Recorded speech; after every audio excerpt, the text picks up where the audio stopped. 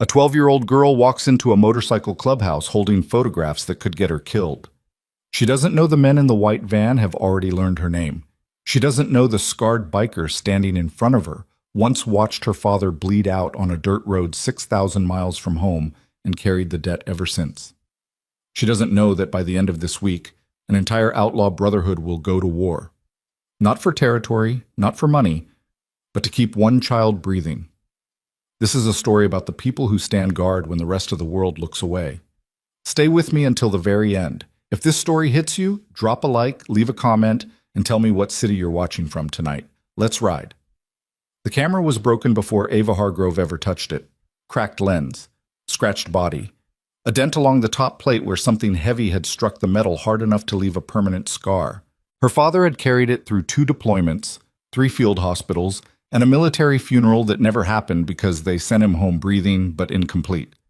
The camera sat in a shoebox under his bed for 2 years before Ava found it. She was 10 then. She didn't ask permission. She just took it, loaded film she bought with lunch money she'd saved for 3 weeks, and started shooting. Now she was 12, and the camera still worked the same way her father did, damaged, unreliable, but somehow still capturing things nobody else could see. Millbrook, Virginia sat 40 minutes south of nothing important, a town built on a trucking corridor that dried up in the 90s and never recovered. Gas stations outnumbered grocery stores. The high school football field had better lighting than the emergency room. And on the east side, where the pavement cracked and the streetlights flickered like dying heartbeats, a row of low brick buildings housed the kind of businesses that survived on cash and silence. A pawn shop, a laundromat with 3 working machines, a convenience store called Dell's that sold cigarettes to minors and coffee that tasted like battery acid. Ava sat on the curb outside Dell's every afternoon from 3:30 until dark.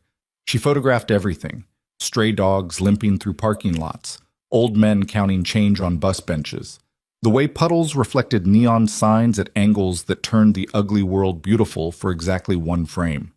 Nobody paid attention to a skinny girl with a broken camera. That was the point. Her mother, Sarah Hargrove, worked double shifts at the regional medical center 22 miles west. She left the house before Ava woke up. She came home after Ava fell asleep. On the refrigerator, a handwritten note read, "Dinner in the microwave. Lock the doors. I love you." The same note. Every night, the handwriting getting shakier each month. Sarah was 34 and looked 48. She had the posture of someone who had been carrying weight so long her spine forgot what straight felt like.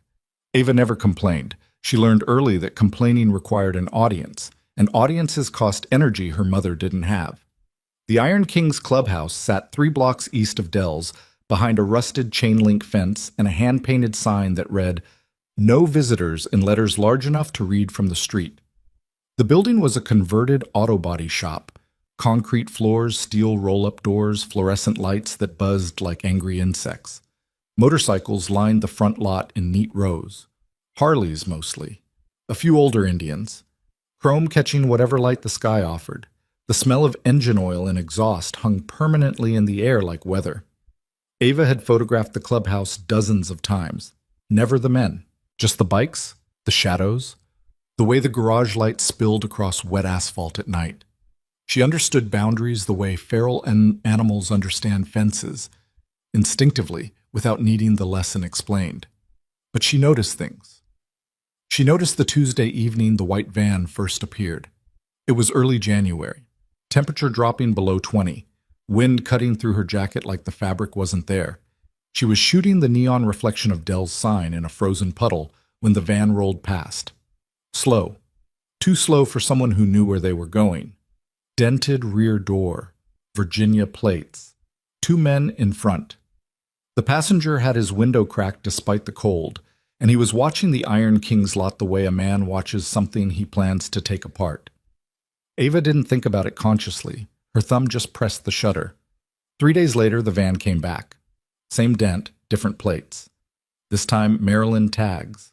Same slow crawl past the clubhouse. Same passenger with the cracked window.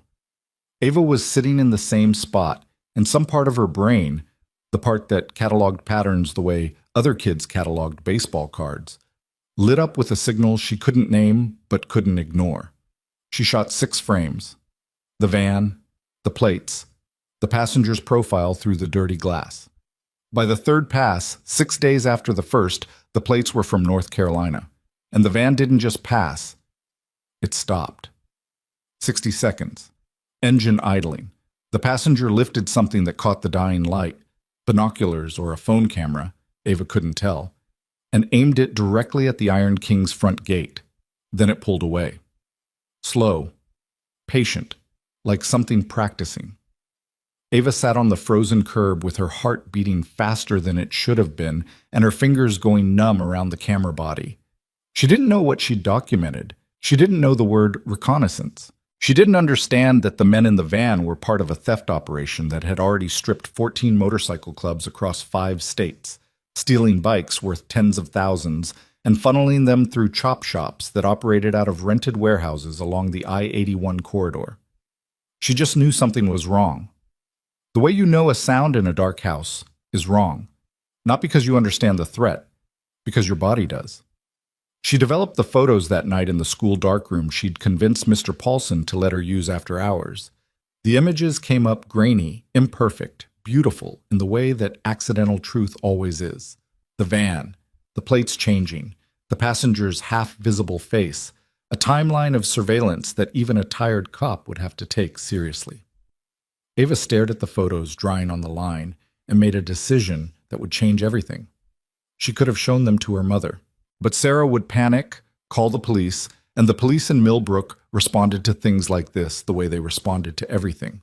Slowly, skeptically, and with the quiet assumption that people on the east side of town were probably involved in whatever trouble found them. She could have ignored it, let whatever was going to happen, happen. Walk away. Stay invisible. Instead, she walked 3 blocks east in 18-degree weather with the photographs inside her jacket, pushed open the chain-link gate beneath the no visitors sign, and stepped onto Iron King's ground. The garage was open.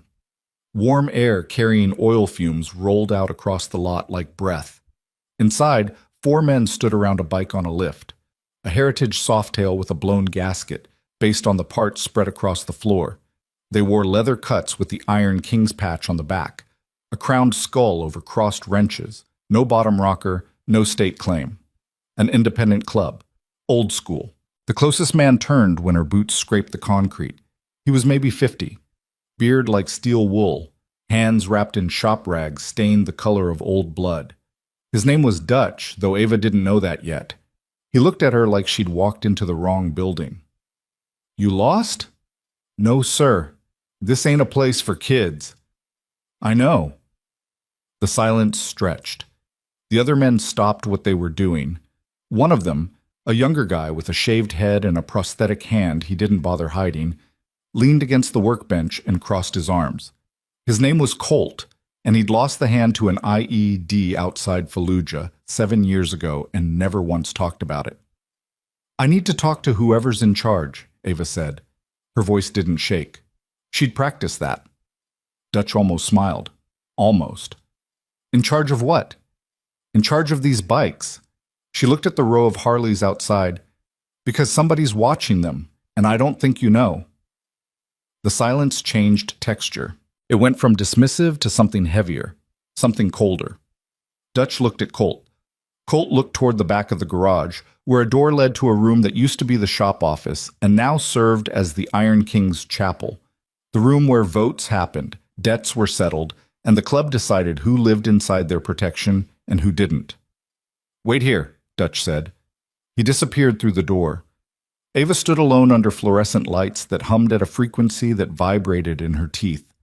The remaining men watched her the way they watched everything, with the patient, calculating stillness of people who'd learned that the world punished carelessness.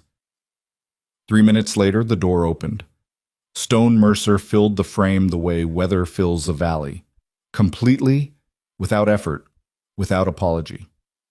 6'3", 240 pounds of scar tissue and silence. His face looked like a topographic map of damage, a burn scar running from his left temple down past his jawline, where a vehicle-borne IED had rewritten his features in Kandahar province 9 years ago. His left eye sat slightly lower than his right, giving his gaze an uneven intensity that made people look away. They always looked away. He wore a black thermal under his cut, Iron King's president patch on the chest, no rings, no watch. His hands were the hands of a man who'd built and broken things in equal measure for most of his life. He looked at Ava. Ava looked back.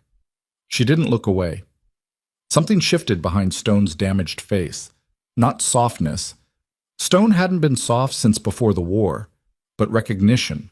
The recognition of someone who understood that the smallest people in the room often carried the heaviest intelligence. Dutch says you got something to show me. Ava pulled the photographs from inside her jacket. They were slightly warm from her body heat. She held them out the way a soldier presents evidence, without commentary, without apology, letting the material speak. Stone took the photos. His eyes moved across the images with the methodical precision of someone who'd spent years reading terrain for threats. The van, the plates, the changing registrations, the passenger's profile, the timestamps Ava had written in pencil on the back of each print. The garage went absolutely silent. Even the fluorescent lights seemed to dim. "You took these?" Stone's voice was low, rough, like gravel being dragged across sheet metal. "Yes, sir." "From where?" "The curb outside Dell's. I sit there after school." Stone looked at the timestamps again. 3 different days, 3 different plates. "Yes, sir. Same dent on the back door, same passenger. I checked." Colt pushed off the workbench and walked closer. He took one of the photos from Stone's hand and held it under the light with his remaining hand. His jaw tightened. "That's a scouting pattern," Colt said quietly. "Textbook." Stone didn't respond immediately. He was staring at the last photograph, the one where the passenger had raised the device toward the Iron King's gate. The angle was imperfect. The grain was heavy, but the intent was unmistakable. "What's your name?" Stone asked. "Ava." "Ava what?" "Hargrove." Nothing registered on Stone's face. The name didn't connect, not yet. That connection was buried under 9 years of bourbon and bad sleep, and the kind of forgetting that veterans practice like a survival skill. "Ava Hargrove. You walk up to a motorcycle club alone in January at dark to show strangers surveillance photos." It wasn't a question. It was Stone trying to understand the math of a 12-year-old girl doing what adults wouldn't. "They're watching your bikes," Ava said simply. "I thought you should know." "And you didn't go to the police?" Ava's expression didn't change, but something behind her eyes hardened. It was the expression of a child who'd called for help before and learned what happens when help doesn't come. "The police don't come to this side of town for things like this," she said. "You know that." Stone exhaled through his nose, a long, controlled breath, the kind of breath that replaces the words a man can't say in front of strangers. He handed the photos to Dutch. "Get copies. Send them to every chapter and every allied club between here and Tennessee. Blackout protocol. No phones. Couriers only." Dutch nodded and moved. Stone looked down at Ava again. The fluorescent light carved shadows into the geography of his scars. "Go home," he said. "Lock your doors. Don't come back here." "Why not?" "Because if these people figure out someone's been watching them, they'll want to know who. And you just showed your face to a clubhouse full of bikers who can't exactly deny you were here." Ava processed this with the calm of someone who'd already calculated the risk. "I'm careful." "Careful doesn't stop a bullet." Stone's voice dropped. Not angry, tired. The exhaustion of a man who'd spent his life standing between violence and the people it wanted to consume. Ava put her hands in her jacket pockets. The camera hung around her neck like a talisman. "My dad taught me to pay attention to things. He said that's how you keep people safe, by noticing." Stone's damaged eye twitched. A micro movement, involuntary. "Your dad military?" "Army, 2 tours. He's home now, but..." She trailed off. The unfinished sentence carried more weight than any complete one could have. "But what?" "He's home," Ava repeated, and the way she said it made the word home sound like a diagnosis. Stone watched her walk back through the gate and disappear into the dark street. The cold swallowed her like water swallowing a stone. He stood in the garage doorway for a long time after she left, exhaust smoke curling around his boots, the photographs already being copied on the old machine in the back room. Dutch and Colt worked in silence behind him. "Stone," Colt's voice. "Careful. You all right? Run the plates she gave us, all 3 sets." "Already on it." "And find out where that girl lives." Colt paused. "Why?" Stone didn't answer. He walked back inside the chapel and closed the door. In the dim light, he sat down at the scarred wooden table where the Iron Kings had made every important decision for the last 11 years and put his hands flat on the surface. He couldn't explain it. Not yet. Maybe not ever. But something about the girl, not just the intelligence, not just the courage, but the specific quality of her stillness, the way she'd stood in a room full of dangerous men and refused to shrink, had reached through 9 years of scar tissue and grabbed something he thought the war had killed. Ava Hargrove reminded him of someone, and the memory was a wound he hadn't looked at in a very long time. 2 days later, the information started coming back. The plates Ava photographed were registered to 3 different shell companies across 3 states: Virginia, Maryland, North Carolina, all linked through a single address, a commercial mailbox service outside Roanoke that had been flagged twice by ATF for suspicious activity and twice cleared on insufficient evidence. Colt laid the findings on the chapel table while Stone drank black coffee that had gone cold an hour ago. The overhead bulb swung slightly from a draft nobody could locate, making the shadows shift across the walls like something breathing. "It's organized," Colt said, "not some local crew boosting bikes for parts. This is a network. They hit clubs in Georgia last spring, Tennessee in the fall. A chapter outside Asheville lost 8 bikes in one night, custom builds, 6-figure losses. And now they're scouting us. The pattern matches. They watch for 2 weeks, map the lot, figure out security rotations. Then they come in at 3, 4 in the morning with a flatbed and a stolen tow rig. 15 minutes. Clean." Stone stared at the photos pinned to the wall above the table. Ava's photos. Grainy, imperfect, devastating. A 12-year-old kid caught what 14 clubs missed. Colt didn't respond. He didn't need to. The fact sat in the room like a third person, uncomfortable and impossible to ignore.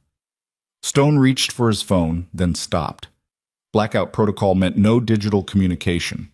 He'd sent physical couriers to 11 clubs across the eastern seaboard with copies of Ava's photographs and the plate information. Word was spreading through the network the old way, through trust, face-to-face contact, and the kind of loyalty that didn't leave digital fingerprints. Within 48 hours, 3 allied clubs reported that the same van, or vehicles matching its description, had been spotted near their territories in the weeks prior. One club in southwestern Virginia had already increased night patrols after losing 2 bikes to an unknown theft 3 months earlier. The net was closing, but it was closing in both directions. "Stone," Dutch appeared in the chapel doorway, his face carrying the expression of a man delivering bad news. The Roanoke chapter picked up chatter. The crew knows somebody tipped the clubs. Stone's coffee cup stopped halfway to his mouth. "They don't know who, not yet. But they're asking questions, and they know the tip originated from somewhere near Millbrook." The chapel went cold. Not the temperature. The air itself seemed to harden. "How close are they to figuring it out?" Dutch hesitated. "Close enough that we shouldn't wait to find out." Stone set the coffee down. The cup made no sound against the table. His hands were steady, the way a surgeon's hands are steady. Not from calm, but from years of performing under conditions where shaking meant dying. "Where's the girl right now?" "School, probably. It's Thursday." Stone stood. The chair scraped against the concrete floor with a sound like a short scream. "Find her address. Put eyes on her house. Nobody touches her. Nobody even looks at her wrong." His voice carried the flat terminal quality of an order that had already been decided before the words formed. "She walked into our house and gave us the one thing we needed. She's under our protection now. Full coverage. She just doesn't know it yet." "Stone, she's a civilian, a kid. If we put a visible presence," I said, "nobody touches her. I didn't say she needs to know we're there." Colt and Dutch exchanged a look. It was the look of men who recognized when their president had crossed from strategy into something older and more dangerous, something personal. That night, an Iron Kings prospect named Reno parked his bike 2 streets south of the Hargrove residence and walked to a spot beneath a dead oak tree where he could see the front door and the street in both directions. He wore dark clothes and carried nothing but a phone with a single number programmed. He didn't smoke. He didn't move. He watched. Inside the small house, Ava Hargrove sat cross-legged on her bedroom floor, sorting through photographs she'd developed that afternoon. Street scenes, parking lots, a stray cat asleep on a dumpster lid. Normal things. Safe things. She had no idea that 3 blocks away, men in a rented sedan were running her school's public directory, cross-referencing students who lived in the East Side neighborhood near the Iron Kings. She had no idea that the photograph she'd handed to Stone Mercer had set off a chain reaction spreading across 5 states, and she had no idea that by tomorrow evening, the white van would appear on her street. At the same moment, Ava turned off her bedroom light and pulled the blanket up to her chin. Stone Mercer sat alone in the Iron King's chapel, staring at a name he'd written on a piece of scrap paper. Hargrove. The name vibrated in his chest like a frequency he couldn't tune out. He knew it from somewhere. Not from Millbrook, not from Virginia, from further away. From somewhere hot and dusty where the air smelled like diesel and copper and fear. He pressed his palms against his eyes until he saw white. The memory was there, trapped under scar tissue and a decade of practiced forgetting. A face. A voice. Hands dragging him through rubble while the world burned. Someone screaming his name, not Stone, his real name, the one the army knew, while blood ran down both their faces and the sky split apart above them. Hargrove. Stone opened his eyes. His hands were shaking. He picked up the scrap of paper and stared at the name until the letters lost their meaning and became just shapes. Then he folded it once, placed it in his chest pocket, and walked out of the chapel into the frozen parking lot where the bikes sat in rows like sleeping animals. The wind hit his scars, and he didn't flinch. He hadn't flinched at anything in 9 years. But that name made him feel something he hadn't felt since Kandahar. And 3 miles east, in a dark sedan parked at the far end of Ava's street, a man opened a laptop, pulled up a school directory photo of a 12-year-old girl holding a camera, and sent it to a number with a Roanoke area code. The message read, "Found her." The message sat on the laptop screen for 11 seconds before the man in the sedan closed it. 11 seconds. Long enough for the image of a 12-year-old girl holding a broken camera to travel across encrypted servers through a rerouted signal tower outside Roanoke and into the phone of a man named Garrett Price who hadn't slept in 31 hours and hadn't felt remorse in considerably longer. Price read the message in a rented garage bay where 3 stolen motorcycles sat under tarps like bodies waiting for burial. He looked at the photo, studied it. A kid. Skinny. Dark hair. Holding the camera like it was the only thing keeping her upright. He typed back 2 words. Watch her. Then he set the phone down on a workbench covered in registration forgery blanks and VIN grinding tools, and lit a cigarette with hands that didn't shake because men like Garrett Price had stopped shaking a long time ago. Around the same time, they stopped caring about the distance between a problem and a solution. 3 miles west, Reno stood beneath the dead oak tree outside the Hargrove house and felt the cold crawl through his jacket like something alive. He'd been there 4 hours. His legs were numb. His phone hadn't buzzed. The house was dark. The street was empty. Then headlights appeared at the far end of the block. Slow, low beams, the kind of slow that doesn't belong in a residential neighborhood at 2 in the morning. Reno pressed his back against the tree trunk and watched. The car, dark sedan, no visible plates from this angle, rolled past the Hargrove house at walking speed. Brake lights flared for half a second at the edge of the driveway, then released. The car continued to the end of the street, turned right, and disappeared. Reno's thumb was already on the phone. 1 number, 1 ring. Stone answered like he'd been awake, because he had. Dark sedan just rolled the house, slowed at the driveway. Silence on the line. Not the silence of someone thinking, the silence of someone who already knew what this meant and was deciding how much violence the answer required. Stay on her. I'm sending Dutch. The line went dead. Stone sat on the edge of his bed in the apartment above the Iron King's clubhouse, a space that could barely be called a room. Mattress on the floor, a chair, a window that looked out onto the parking lot. No pictures on the walls, no personal items except a folded American flag on the windowsill that he never looked at and never moved. He pulled on his boots in the dark, laced them tight. The mechanical repetition of the act steadied something inside him that had started vibrating the moment Reno's voice came through the phone. They were already watching her. Less than 48 hours after she'd walked into the clubhouse, and they were already on her street. He'd done this before. In Kandahar. In Helmand. In places where the people who helped you were the first ones the enemy came for, because killing the source was cheaper than fighting the information. He'd watched translators disappear, watched village elders who'd shared intelligence get found in ditches with their hands removed. He'd learned the lesson the hard way. The people who give you the truth are the people you owe the most, and the debt never gets smaller. Stone walked downstairs into the clubhouse common room where the smell of stale beer and cold cigarette ash hung in the air like a permanent season. Dutch was already there, pulling on his cut, his face carrying the tight-jawed expression of a man preparing for something he wished he didn't have to prepare for. Reno says they rolled her street. Dutch nodded. I heard. I want 2 men on her at all times, rotating shifts, 8 hours each, different positions every night. Nobody parks in the same spot twice. That's a lot of bodies for one kid, Stone. Stone turned and looked at Dutch with an expression that made the older man take half a step back without meaning to. It was the look Stone had carried out of the war. Not anger, not exactly, but something colder. The look of a man who had already decided what he was willing to do and was simply waiting for the world to give him the reason.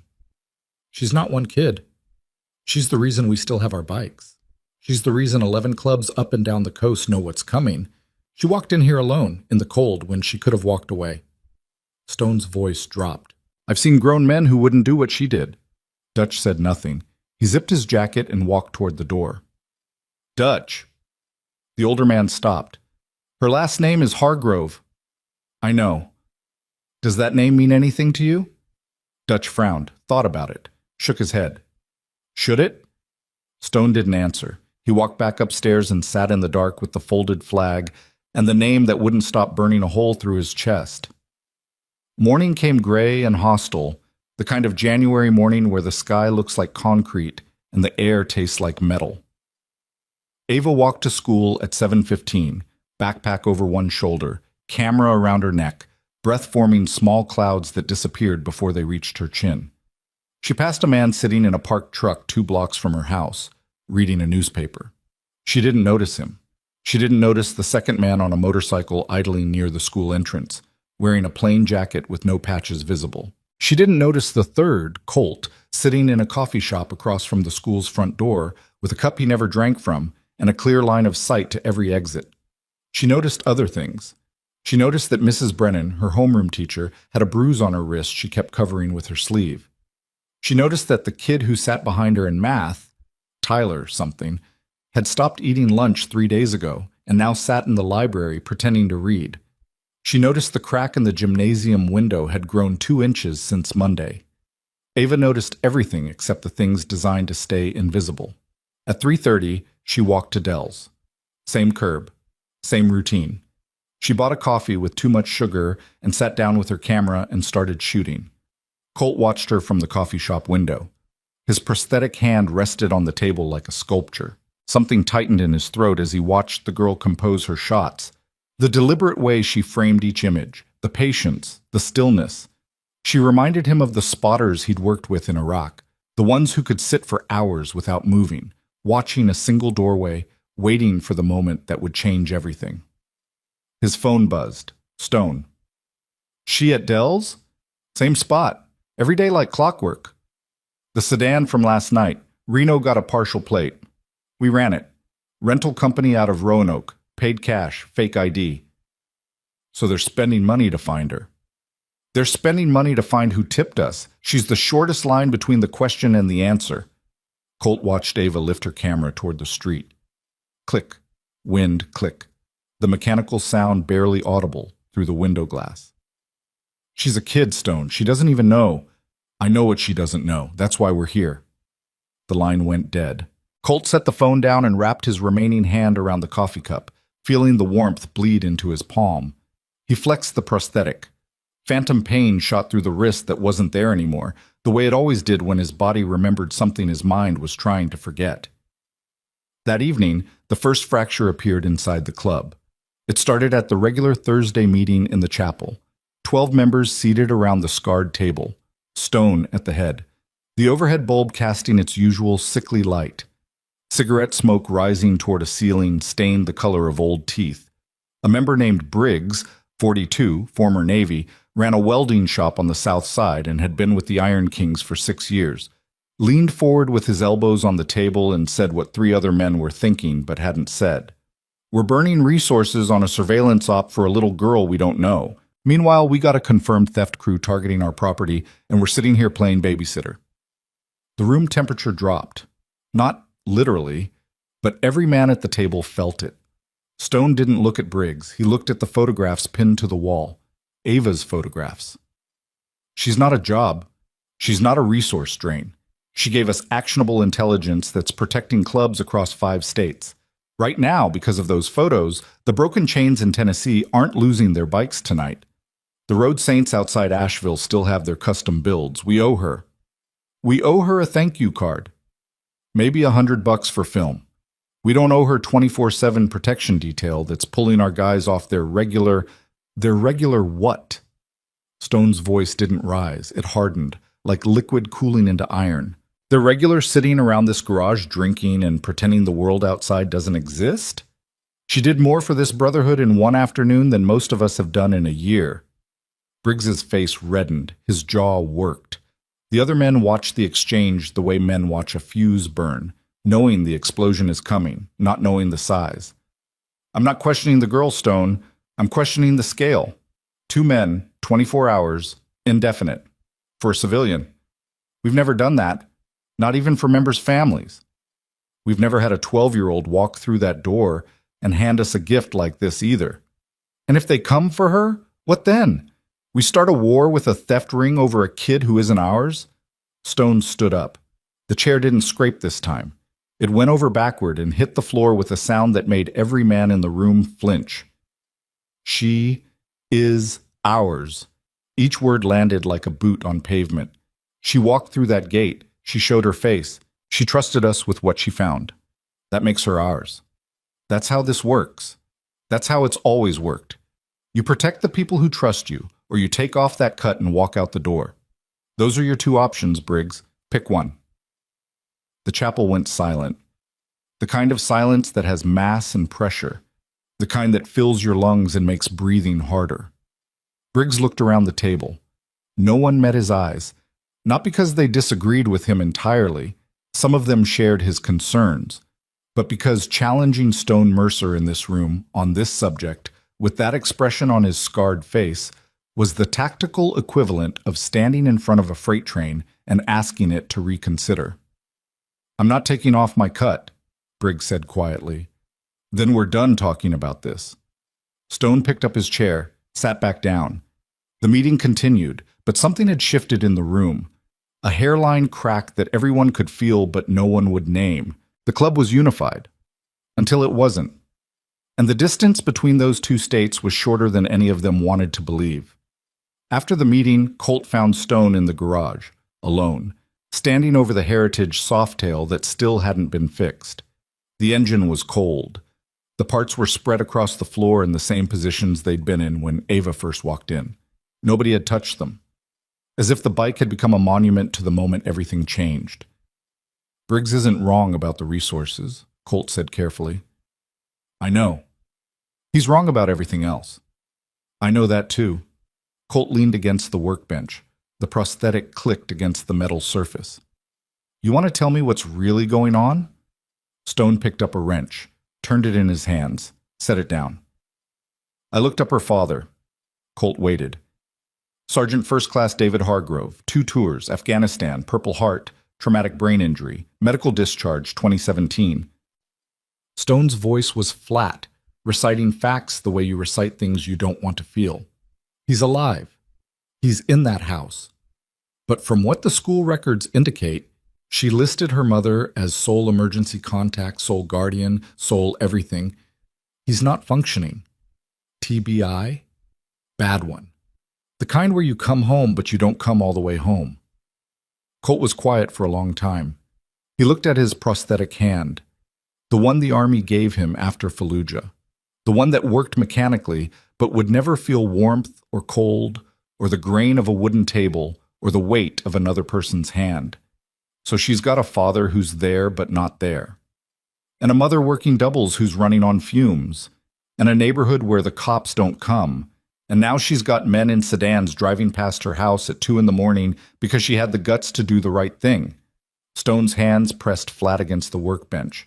The tendons in his forearms stood out like cables. She's 12, and she's already more alone than most people get in a lifetime.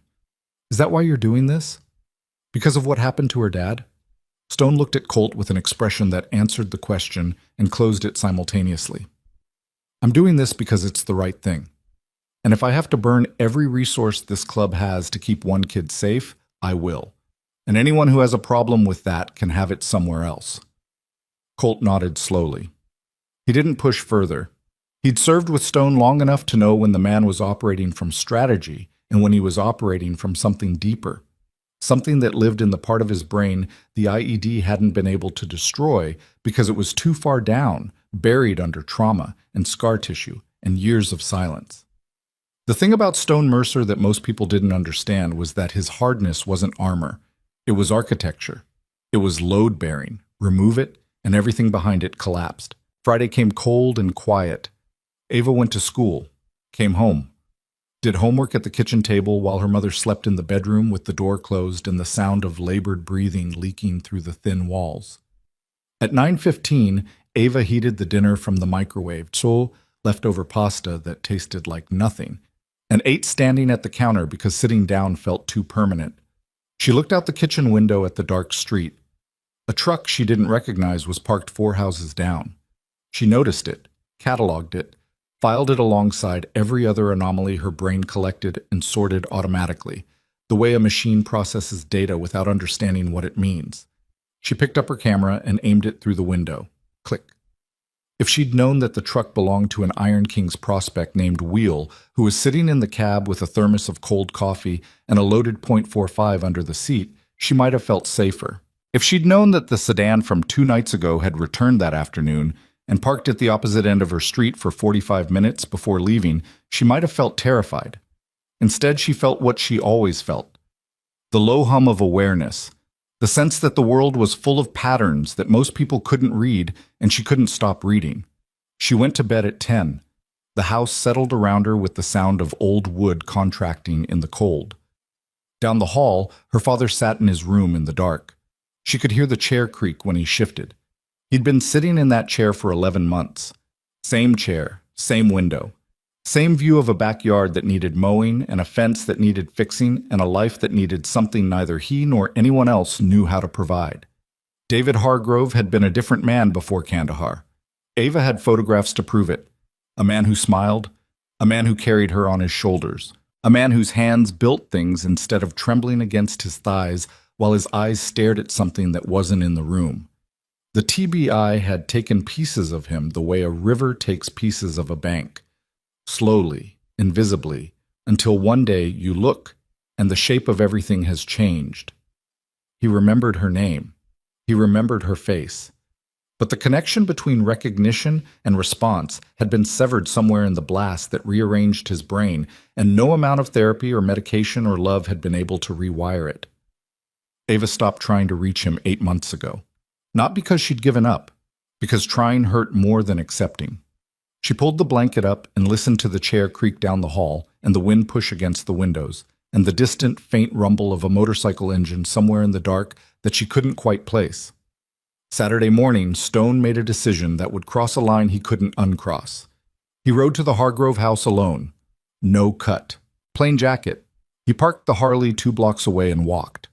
The neighborhood was working-class suburban. Small houses with small yards and the kind of quiet that comes from exhaustion rather than peace. Peeling paint, sagging gutters, cars that ran but didn't run well. He stood on the sidewalk across from the house for 3 minutes, watching. The front porch had a light that was burned out. The mailbox was full. A child's bicycle, too small for a 12-year-old, leaned against the garage, a relic from years ago that nobody had moved. He crossed the street and knocked on the door. Sarah Hargrove answered in scrubs and bare feet. Her hair was pulled back. Her eyes were the eyes of someone who had been interrupted in the middle of something. Sleep, probably, or the pale imitation of it that people in her situation called rest. She looked at Stone and her body went rigid. Not because she recognized him, because she recognized the type, the size, the scars, the bearing of a man who had spent time in places where doors got knocked on for reasons nobody wanted to hear. Mrs. Hargrove.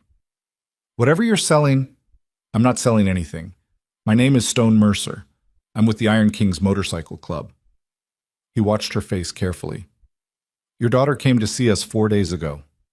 Sarah's expression cycled through 3 emotions in 2 seconds. Confusion, fear, and something sharper than both. She stepped onto the porch and pulled the door half closed behind her, blocking the interior from view. My daughter went where? She walked into our clubhouse with photographs she'd taken of men who've been surveilling our property. She showed them to me personally. Sarah's hand tightened on the doorframe. Her knuckles went white. She's 12. I know. She walked into a biker clubhouse, alone. Yes, ma'am. And you let her? She was already inside before anyone could stop her. Your daughter is determined. Sarah's mouth opened, closed. Her eyes glistened, but nothing fell. She had the discipline of someone who had stopped allowing herself to break in front of strangers a long time ago. What men? What photographs? What are you talking about? Stone told her. Carefully. Methodically. The van. The changing plates. The theft ring spanning 5 states. The photos Ava had taken, the intelligence she'd provided. He left out the sedan on her street.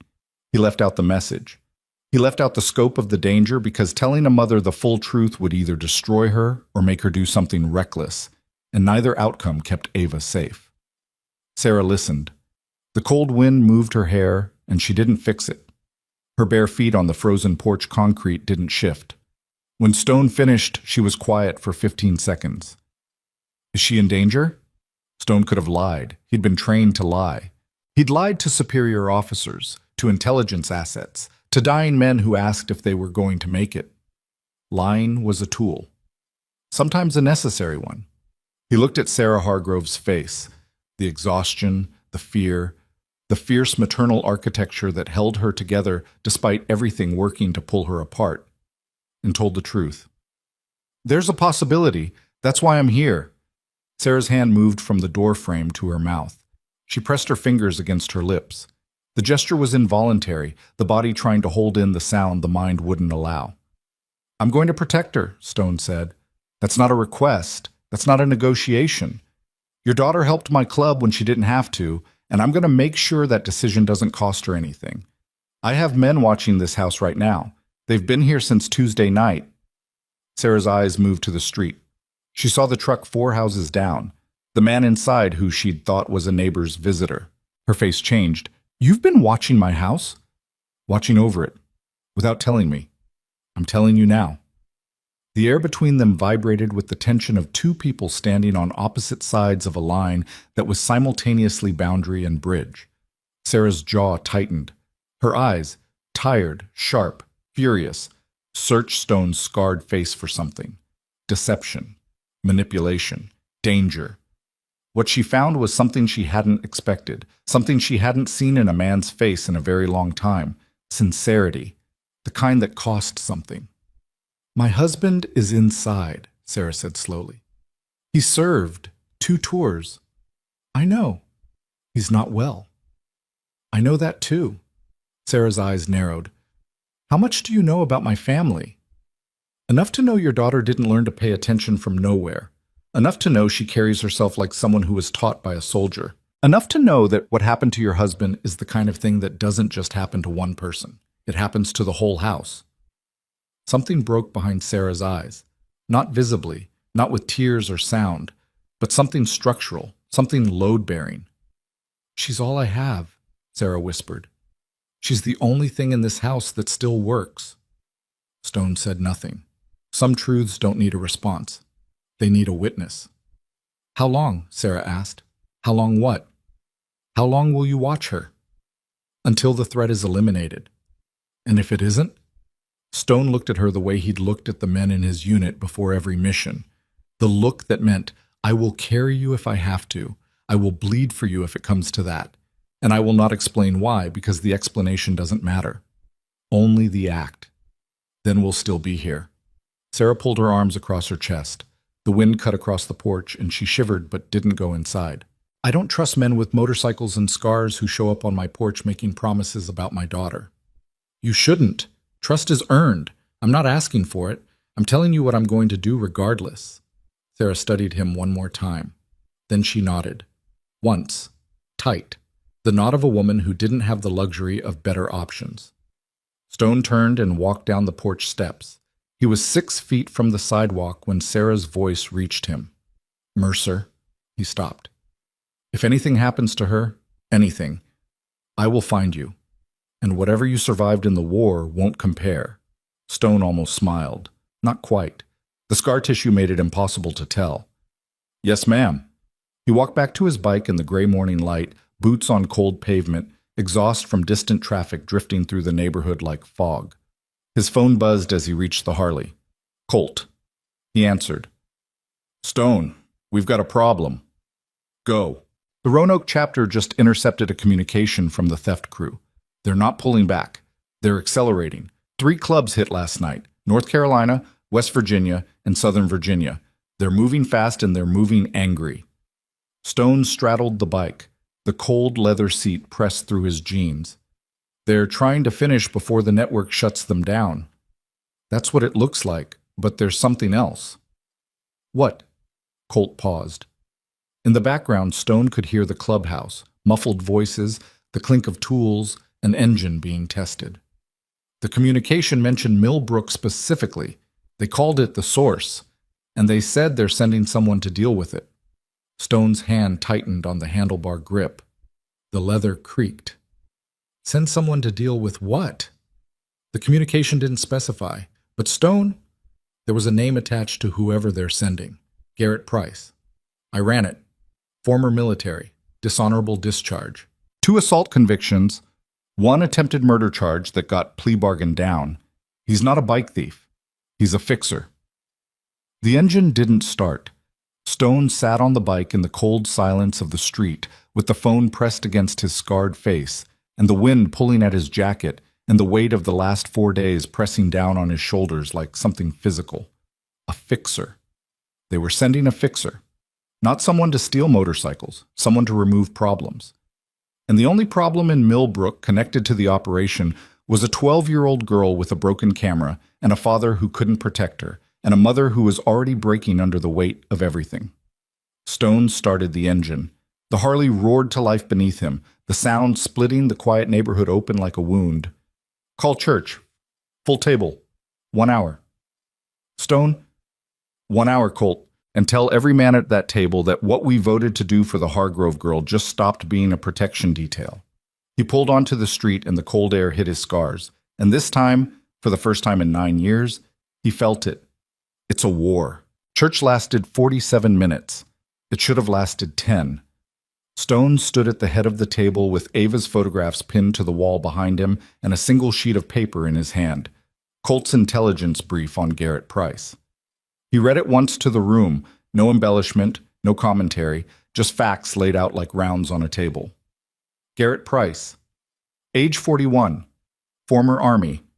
Dishonorable discharge following a court-martial for aggravated assault on a superior officer. 2 civilian assault convictions. 1 attempted murder charge reduced to aggravated battery through a plea deal that involved testimony against a former associate. Last known employment. Private security contractor for a firm that had lost its federal license 18 months ago. Current status? Freelance. The kind of freelance that didn't involve a resume. Stone set the paper down. They're not sending a thief. They're sending someone whose job is to make problems disappear. And the only problem in Millbrook is the girl. 12 men sat around the table, 12 faces in the sickly light, 12 sets of hands, scarred, calloused, tattooed, one prosthetic, resting on wood that had absorbed a decade of spilled bourbon and cigarette burns and decisions that couldn't be taken back. Briggs spoke first. Of course Briggs spoke first. "We need to go to the cops." "With what?" Colt's voice was cold, clinical. The voice of a man who'd spent years working with military intelligence and understood exactly how little civilian law enforcement could do with what they had. Photographs of a van, plate numbers linked to shell companies, an intercepted communication we obtained through channels that would get every man at this table arrested. The cops can't move on this, not fast enough. Then what are we supposed to do? Go to war with a professional? We protect the girl. Stone's voice cut through the room like a blade through drywall. That's what we do. That's the only thing we do. Everything else is secondary. For how long? Briggs leaned forward, his knuckles pressed white against the table. A week? A month? A year? We're a motorcycle club, Stone. We're not the Secret Service. We don't have the manpower for indefinite... Then we make the manpower. How? Stone looked at Colt. Something passed between them. The wordless shorthand of men who'd served together, fought together, bled in the same dirt. Colt nodded once and pulled a folded map from inside his cut. He spread it across the table, pressing the corners flat with his palm and his prosthetic. The map showed Millbrook and the surrounding 50-mile radius. Red circles marked the locations of allied clubs. Blue circles marked known or suspected locations connected to the theft operation. Green lines traced the routes between them. "We call in favors," Colt said. "Every club that received Ava's intel. Every chapter that avoided a hit because of what she documented. They owe us. More importantly, they owe her. We ask for riders. 2 from each club. Rotating. That gives us enough coverage to maintain a protection perimeter around the Hargrove house, her school, and her daily routes for as long as we need. You want to bring outside riders into our territory?" A member named Knox, quiet, mid-50s, ran a body shop and rarely spoke at meetings, looked up from the map. "That's never been done.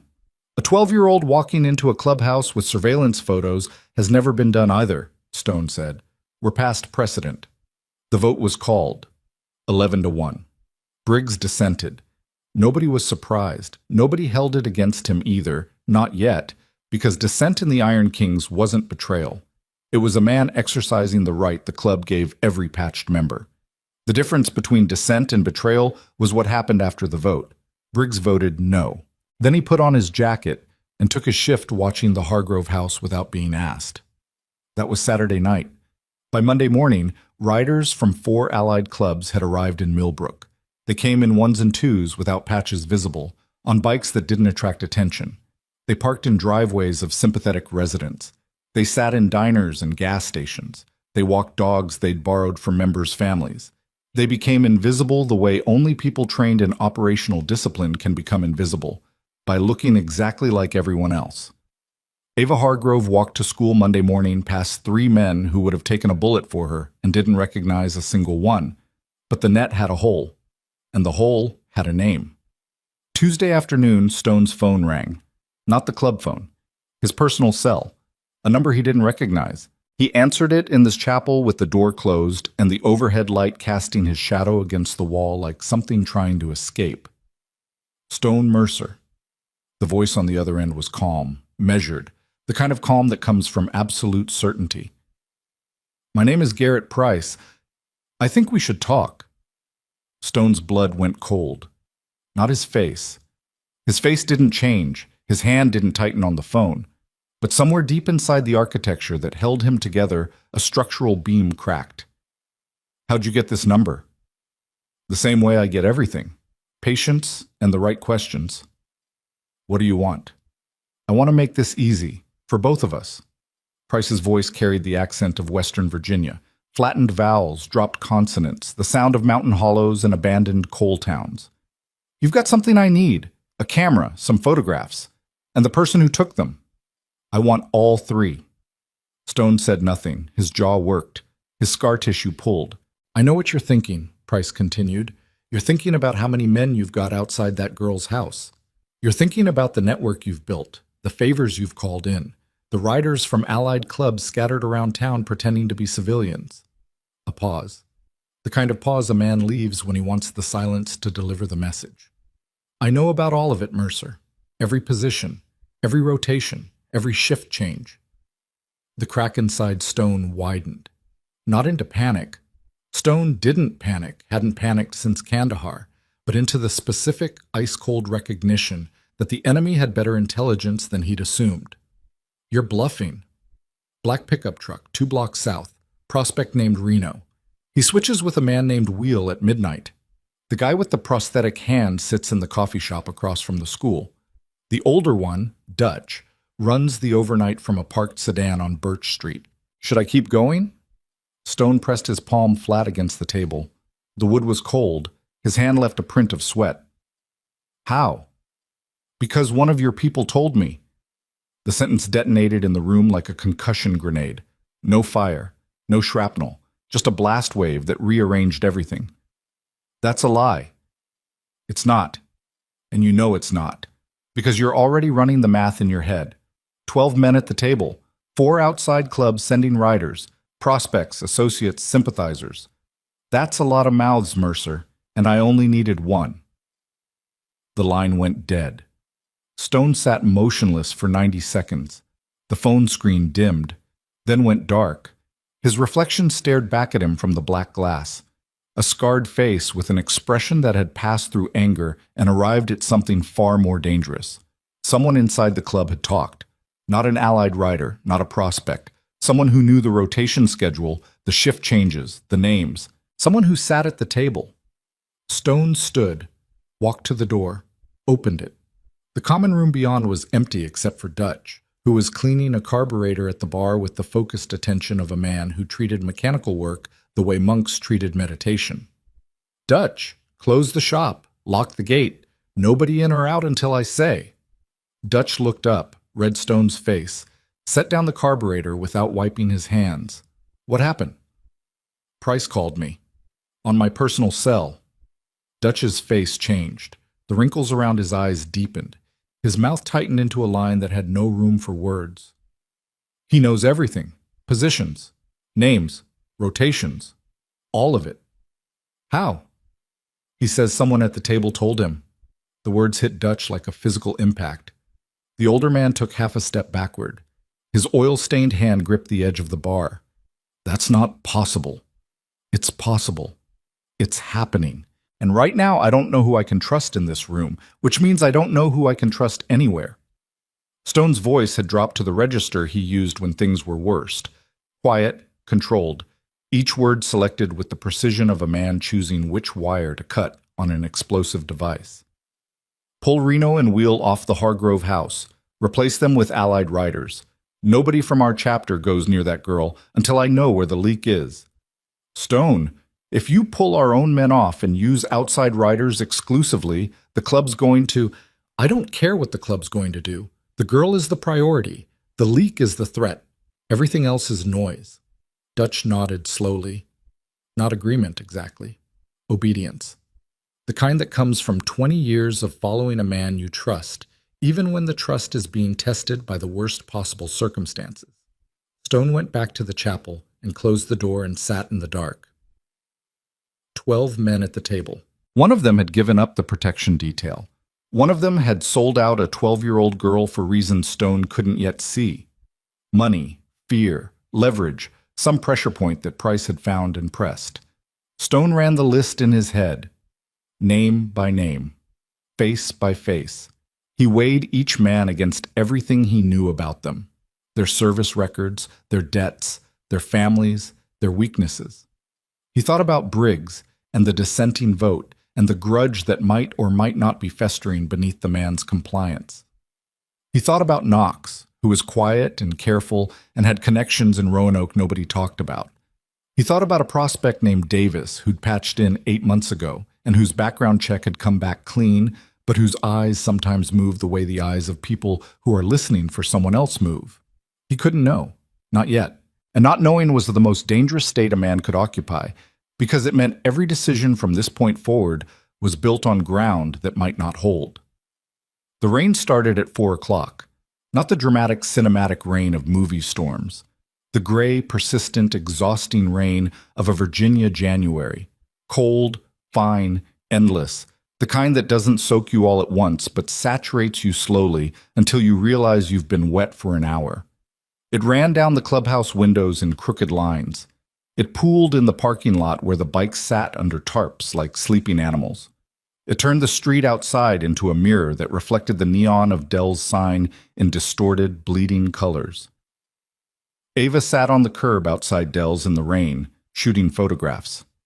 She'd stopped caring about getting wet a long time ago. Wet was a condition, not an emergency. She had 3 rolls of film left and she intended to use them before the light died. She photographed the rain hitting chrome, the reflection of taillights in a puddle, an old man crossing the street with a newspaper over his head, moving with the resigned slowness of someone who had stopped trying to outrun weather a lifetime ago. She didn't photograph the man sitting in a truck across the street who wasn't from around here. She didn't notice him because he was good at not being noticed. Better than Reno, better than Wheel, better than any of the Iron King's prospects. He was an allied rider from the Broken Chains, a Tennessee chapter that had sent 2 men north after Stone's call. His name was Mac, and he'd ridden 11 hours through the night to sit in a truck in the rain and watch a girl he'd never met because a motorcycle club he'd never visited had called in a debt his chapter owed. That was how it worked. That was how it had always worked. Not blood, not contracts, just the understanding that when someone protected your people, you protected theirs. But Mac didn't know about the leak.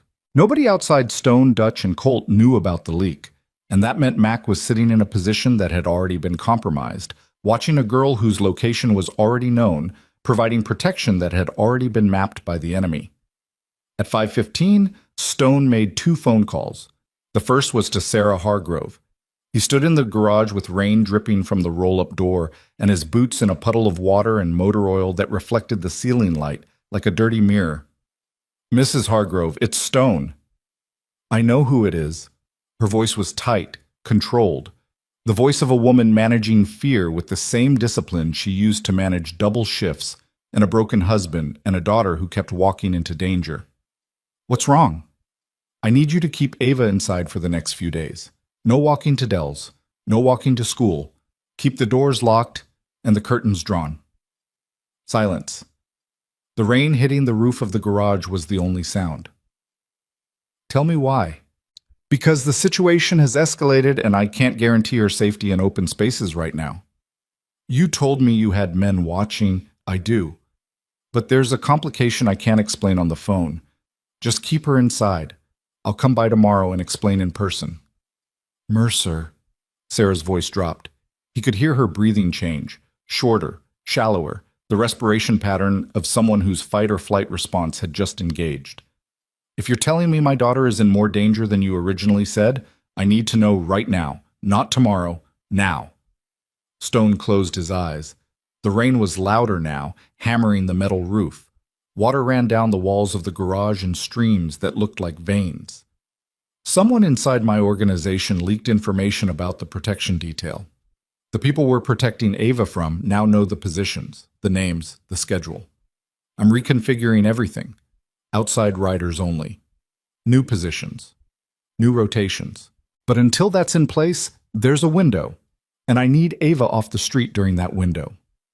The silence on the line was the silence of a mother processing the worst possible information with the discipline of a woman who'd already survived worse. "How long is the window?" 24 hours, maybe less. "And after that?" "After that, I will personally guarantee that no one gets within 100 yards of your daughter." Sarah exhaled. It was the sound of someone letting go of the last illusion that the world was manageable. "I'll keep her home." The second call was to Colt. "I need you to run a financial check on every member at the table. Bank deposits, cash flows, anything unusual in the last 60 days. And I need it quiet." Colt was silent for 3 seconds. "You want me to investigate our own brothers. I want you to find the one who sold us out." "Stone, if the club finds out we're running internal, the club can find out after the girl is safe. Until then, you answer to me. Not the table, not the bylaws. Me." Another silence. Longer this time. Stone could hear Colt's prosthetic clicking against a hard surface. The nervous tic the man had developed in place of the finger tapping his left hand could no longer perform. "I'll have something by morning." The rain continued through the night. Stone didn't sleep. He sat in the chapel with the overhead light off, and the only illumination coming from the orange glow of a cigarette he'd bummed from Dutch. He'd quit smoking 3 years ago, but some nights demanded the ritual of burning something. He thought about Ava, the way she'd stood in this room 4 days ago, the broken camera, the photographs, the absolute stillness of a child who'd learned to survive by becoming invisible. He thought about David Hargrove, the name that lived in his chest like a splinter working its way toward his heart. And then, at 2:17 in the morning, alone in the dark chapel with rain hammering the roof and cigarette ash falling silently onto the table, the memory finally broke through. It came in fragments, the way all war memories come, not as a narrative, but as sensory data. Heat, dust, the taste of blood and copper, the concussive pressure of an explosion that compressed the air into something solid. Then the images. A street in Kandahar, a convoy, the lead vehicle lifting off the ground as the IED detonated beneath it. Stone, not Stone yet, still Sergeant First Class Marcus Mercer, thrown sideways against the interior of the second vehicle, his helmet cracking against the doorframe, the left side of his face catching fire. And then the hands grabbing his body armor, hands dragging him through the shattered door. Hands that belonged to a man who was bleeding from his own shrapnel wounds but kept pulling, kept moving, kept carrying Stone through smoke and debris toward the casualty collection point while rounds cracked overhead and the world ended in every direction. A voice, hoarse, desperate. "Stay with me, Mercer. Stay with me. Don't you close your eyes." The face attached to the voice was young, mid-20s, dirty, streaked with blood and dust. Eyes wide with fear but hands steady. A soldier operating on training and adrenaline and the stubborn refusal to let another man die on his watch. Specialist David Hargrove. Stone opened his eyes. The chapel was dark. The cigarette had burned to the filter. The rain had stopped. And the memory was complete. David Hargrove had saved his life. Dragged him 40 meters under fire. Applied a tourniquet to Stone's leg with hands that were shaking from his own injuries. Stayed with him until the medevac arrived, talking the entire time. About his wife, about a baby they were expecting, about a camera he was going to buy when he got home because he wanted to photograph everything he'd missed. A camera. Stone pressed his hands against his eyes. His shoulders shook. Not crying. Stone didn't cry. Hadn't cried since before the war. But something seismic. Something tectonic. A plate shift deep inside the geology of his trauma that rearranged the landscape of everything he thought he understood. David Hargrove saved his life. And now David Hargrove's daughter was in danger because she'd walked into Stone's clubhouse and done the same thing her father would have done. Helped someone, without being asked, without expecting anything in return. The debt wasn't abstract anymore. It wasn't a vague feeling of recognition or an unexplained connection to a girl with a broken camera. It was specific. It was concrete. It was a 40-meter drag through fire and blood, and the voice of a man saying, "Stay with me while the world burned." Stone owed David Hargrove his life, and the only payment that mattered now was keeping Hargrove's daughter alive. At 6 in the morning, Colt walked into the chapel with a laptop and the expression of a man carrying a weight he wished he could set down. "I found it." Stone looked up. His eyes were red, not from crying, from hours of not blinking. "Show me." Colt opened the laptop. The screen illuminated his face in pale blue light. Davis, the prospect who patched in 8 months ago. Clean background check, clean record. But his bank account received a cash deposit of $9,000 6 days ago, just under the reporting threshold. The deposit came from a check cashing service in Roanoke. Stone stared at the screen, the numbers, the dates, the damning, undeniable arithmetic of betrayal. Where is he now? He was on rotation last night, overnight at the East Perimeter. Colt paused. He didn't show. Wheel covered for him, said Davis, called in sick. Sick. That's what he said. Stone closed the laptop, slowly, deliberately. The way a man closes a book he's finished reading and doesn't intend to read again. Find him. And when we do? Stone stood. He pulled on his cut, adjusted the president patch on his chest, walked toward the door, stopped. When we do, he's going to tell me everything, every piece of information he gave Price, every position, every name, every word. And then he's going to tell me what Price is planning and when. And if he won't talk? Stone looked back over his shoulder. The morning light coming through the garage door caught the burn scar on his face and turned it silver. Everyone talks, Colt. It's just a matter of what they're more afraid of. They found Davis at 11 o'clock that morning in a motel room 14 miles outside Millbrook. He was packing a bag. 2 prepaid phones sat on the nightstand next to a Glock he'd bought the week before without telling anyone at the club. His Iron King's cut was draped over the back of a chair, the patches still attached, as if he'd planned to leave them behind as a final message. Colt and Dutch entered through the door. Stone came through the bathroom window. Davis didn't run. He didn't reach for the weapon.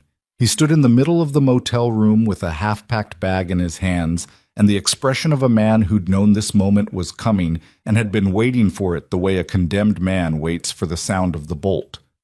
"Sit down," Stone said. Davis sat on the edge of the bed. His hands trembled. Not dramatically, just enough to notice. The hands of a man whose body was already processing what his mind hadn't admitted. "How much did he pay you?" Stone's voice was quiet, conversational, more terrifying than shouting because it carried the restraint of a man choosing not to do what every nerve in his body was demanding. 9,000. Davis's voice was thin, reedy. The voice of a man who'd rehearsed this confession and now couldn't remember the words. For what? The protection schedule. Names, positions, shift rotations. What else? Davis's eyes dropped to the floor. The carpet was brown with cigarette burns and stains that nobody wanted to identify. The girl's address, her school, her daily routine. The room went vacuum silent, the kind of silence that precedes an explosion. Dutch's hand moved involuntarily toward his belt. Colt's prosthetic clenched into a fist with a mechanical sound that cut through the quiet like a bone breaking. Stone didn't move. He stood 3 feet from Davis and looked down at the man with an expression that was beyond anger, beyond disgust. It was the expression of someone staring at a wound that had been inflicted from the inside, the specific, unforgivable treachery of a man who wore the patch and sold the people the patch was supposed to protect. You gave a 12-year-old girl's home address to a man whose job is making people disappear. Davis's chin dropped to his chest. His shoulders curved inward. The posture of collapse, of gravity, winning. He said they just wanted the photos. He said nobody would get hurt. He said, "You believe that?" The question hung in the air. Davis didn't answer, couldn't answer, because the truth was worse than any lie he could construct. He hadn't believed it. He'd known exactly what Price was. He'd known what the information would be used for. And he'd sold it anyway because $9,000 was enough to cover 3 months of back rent and a gambling debt he'd been hiding since before he'd ever put on the cut. "When is Price coming?" Stone's voice didn't change register. The calm was absolute, surgical. "I don't know exactly. He said within the week." "To do what?" Davis looked up. His eyes were wet. His face was gray. "He said he'd take care of the source. That's what he called her. The source." Stone turned away.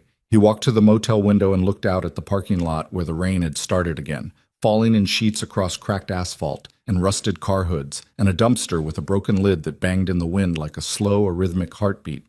His reflection stared back at him from the glass. The scar. The uneven eyes.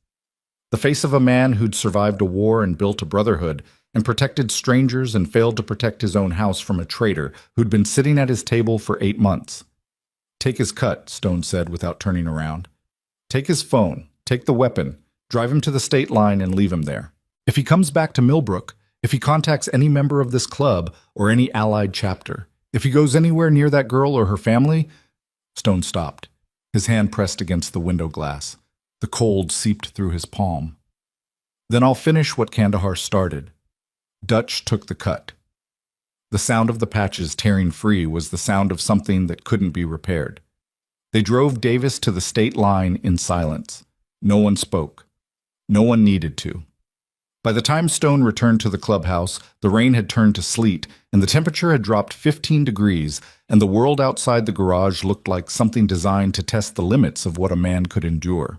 He walked into the chapel, sat at the table, spread Colt's map in front of him, and stared at the positions, the routes, the green lines connecting places where allies waited, and the blue circles marking places where the enemy operated. Everything Davis had given Price was compromised. Every position, every rotation, every name, which meant everything had to change. New positions, new faces, new routes, new schedules built from scratch with information that Davis never had access to. Stone picked up his phone and dialed the first of 11 calls he would make in the next hour. One to each Allied club, one to Colt, one to Dutch, and one to a man in Richmond he hadn't spoken to in 4 years who owed him a debt that had nothing to do with motorcycles and everything to do with a night in 2019 that neither of them ever talked about. But before he made the first call, he sat alone in the chapel for 30 seconds and allowed himself to feel the full weight of what had happened. The betrayal. The exposure. The knowledge that a 12-year-old girl's life now depended on his ability to rebuild an entire security apparatus in less than 24 hours, while a professional fixer with military training was already on his way. He looked at Ava's photographs on the wall, grainy, imperfect, devastating. The girl who noticed everything, the girl whose father saved his life, the girl who was now the target of a man who made targets disappear. Stone Mercer picked up the phone and started dialing. His hands were steady. His voice was clear. And somewhere behind the scar tissue and the silence and the architecture of damage that held him together, something ancient and unbreakable, something that predated the war, predated the club, predated everything he'd built on top of the ruins of who he used to be, locked into place with the finality of a round being chambered. He would not lose her. Not this time. Not this debt. Not while he was still breathing. And 43 miles south on Interstate 81, a gray pickup truck with Virginia plates and no distinguishing features merged into the right lane at exactly the speed limit. The driver was clean-shaven, unremarkable, wearing a canvas jacket and work boots that could belong to any tradesman on any highway in America. His hands rested on the wheel at 10 and 2. His eyes watched the road with the patient, predatory focus of a man who had done this kind of work before and understood that the key to making problems disappear was never speed, it was precision. Garrett Price checked his mirrors, adjusted his grip, and drove north toward Millbrook with the unhurried certainty of weather moving toward a coastline. Inevitable, indifferent, and impossible to negotiate with. Garrett Price arrived in Millbrook at 9:47 on a Wednesday evening and checked into a motel called the Pinecrest 6 miles east of town. He paid cash. He used an ID that belonged to a man who'd been dead for 3 years. He carried one bag into the room, canvas, military surplus, heavy in a way that suggested the contents weren't clothing. He set the bag on the bed, drew the curtains, and sat in the dark for 40 minutes without moving. He was not thinking. He was calibrating. Price had done this 11 times, 11 problems in 6 states over 4 years. Each one resolved quietly, each one untraceable. He didn't rush, he didn't improvise. He studied the environment the way a surgeon studies a body before the first incision. Every variable accounted for, every contingency mapped, every exit route confirmed before the work began. He opened the canvas bag. Inside, a Sig Sauer P226 with a threaded barrel, a suppressor wrapped in a shop rag, a burner phone with one number stored, a set of lockpick tools in a leather roll, a pair of black nitrile gloves, a change of clothes sealed in a plastic bag. Nothing else. He assembled the suppressor, threaded it onto the barrel, set the weapon on the nightstand beside the bed, took out the burner phone and dialed. 1 ring, 2. The voice that answered was nervous. He found out about Davis. It was a voice from inside the network, not a club member, but an associate who worked at the check cashing service in Roanoke and had been feeding Price information for the past 3 weeks. They stripped his patches, dumped him at the state line. I know. They're reconfiguring the whole protection setup, new positions, outside riders. The girl hasn't left the house in 2 days. I know that too. So what's the play? Price looked at the weapon on the nightstand. The suppressor added 4 inches to the barrel and changed the silhouette into something that didn't look like a gun anymore. It looked like a tool, which is what it was. The play is the same. It's always the same. You wait until the wall has a crack, then you walk through it. He hung up, set the phone next to the weapon, laid down on the bed fully clothed and closed his eyes. Not to sleep. To wait. 8 miles northwest, Stone Mercer stood in the Iron King's garage at 10 o'clock at night, surrounded by 11 men and a map that had been redrawn so many times the paper was starting to tear at the fold lines. The overhead fluorescent hummed. Rain streaked the windows. Coffee sat cold in cups on every surface. The air smelled like leather and anxiety and the metallic tang of men operating under sustained pressure. The new protection plan had taken 18 hours to build. Colt had designed it like a military operation, which, at this point, it essentially was. 3 concentric rings around the Hargrove residence. Inner ring. 2 allied riders from the broken chains positioned at rotating locations within visual range of the house. Middle ring. 3 Iron King's members covering a 4-block perimeter with overlapping sightlines. Outer ring. Mobile patrols by riders from 2 additional clubs, running randomized routes that changed every 3 hours. No schedule was written down. No communication went through phones. Every rotation change was delivered in person by a courier who memorized the information and repeated it once. Blackout protocol. The way it was done before technology made people lazy and leaks made people dead. She's locked down, Colt said, tapping the map with his prosthetic finger, the metal clicking against the paper. 2 days inside. Sarah's got her, curtains drawn, routine disrupted. How's the girl handling it? Stone asked. Sarah says she's angry, wants to know why she can't go to school, wants to know why she can't go to Dell's, asking questions neither of them can answer. Stone rubbed his eyes with the heels of his hands. He hadn't slept in 31 hours. The exhaustion wasn't in his muscles. It was in his decision-making, in the edges of his thoughts where clarity started to blur and doubt started to creep in like water through cracks in a foundation. She's 12. She's going to push. She already pushed. Sarah caught her trying to sneak out the back door this afternoon with the camera, had to physically block the door. Something in Stone's chest contracted. Not anger. Recognition. The specific, painful recognition of a trait he'd seen before. In soldiers who couldn't stand being pulled off the line, in operators who needed to be in the field because sitting still felt like dying. Ava Hargrove was her father's daughter in ways that went deeper than genetics. I need to talk to her, Stone said. To the girl? She needs to understand what's happening. Not everything, but enough to know that staying inside isn't punishment. It's survival. Dutch looked up from the corner where he'd been leaning against the wall with his arms crossed. You sure that's smart?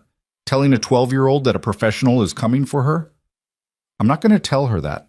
I'm going to tell her that the photographs she took are still helping people, and that the best thing she can do right now is stay safe so she can keep helping. You're going to lie to her. I'm going to give her a version of the truth that doesn't destroy her. Stone looked at Dutch. You got a better idea? Dutch didn't. Nobody did. At 10:30, Stone rode to the Hargrove house. No cut, plain jacket. He parked 2 blocks away and walked through the rain with his collar up and his boots splashing through puddles that reflected the yellow glow of streetlights in fractured patterns. Mac, the broken chains rider, flashed his headlights once from a truck across the street. All clear. Stone knocked. Sarah opened the door in sweats and bare feet, her face carrying the specific pallor of a woman who hadn't been sleeping because sleep required a level of safety she no longer felt. She's in her room. Can I talk to her? Sarah studied him, the scar, the eyes, the bearing of a man who looked like he'd been carrying weight for so long his skeleton had reshaped itself to accommodate the load. 5 minutes, and I'm standing in the hallway. Fair enough. Stone walked through the small house, clean but tired, the kind of clean that comes from discipline, not energy. A kitchen with dishes in the drying rack, a living room with a couch that sagged in the middle, a hallway with 3 doors, bathroom, Sarah's room, and at the end, Ava's. The 4th door was closed, David's room. Stone slowed as he passed it. Through the thin wood, he could hear the faint creak of a chair, the rhythmic, barely perceptible sound of someone rocking in place. Back and forth, back and forth. The metronome of a mind that had lost its way and was searching for a rhythm it could no longer find. Stone stopped. His hand hovered over the doorknob. His fingers trembled. The only part of his body that had trembled in 9 years. David Hargrove was on the other side of that door. The man who dragged him through fire. The man whose hands had kept him alive. The man who was now trapped inside a body that had survived the blast but lost something the metals couldn't measure.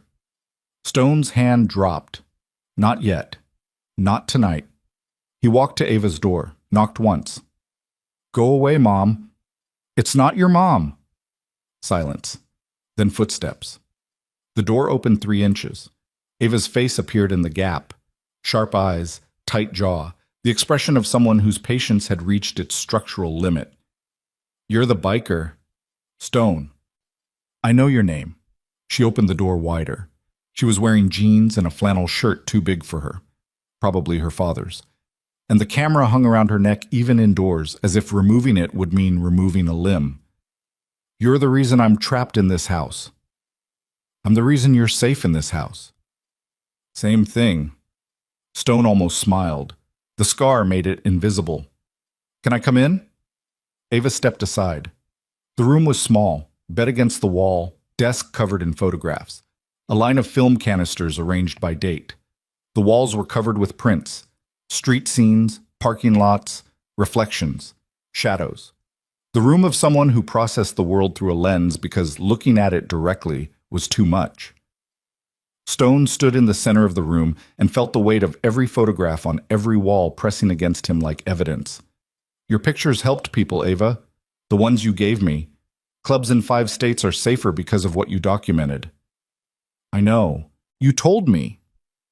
"What I didn't tell you is that the people you photographed are still out there, and they're angry, and they're looking for the person who exposed them."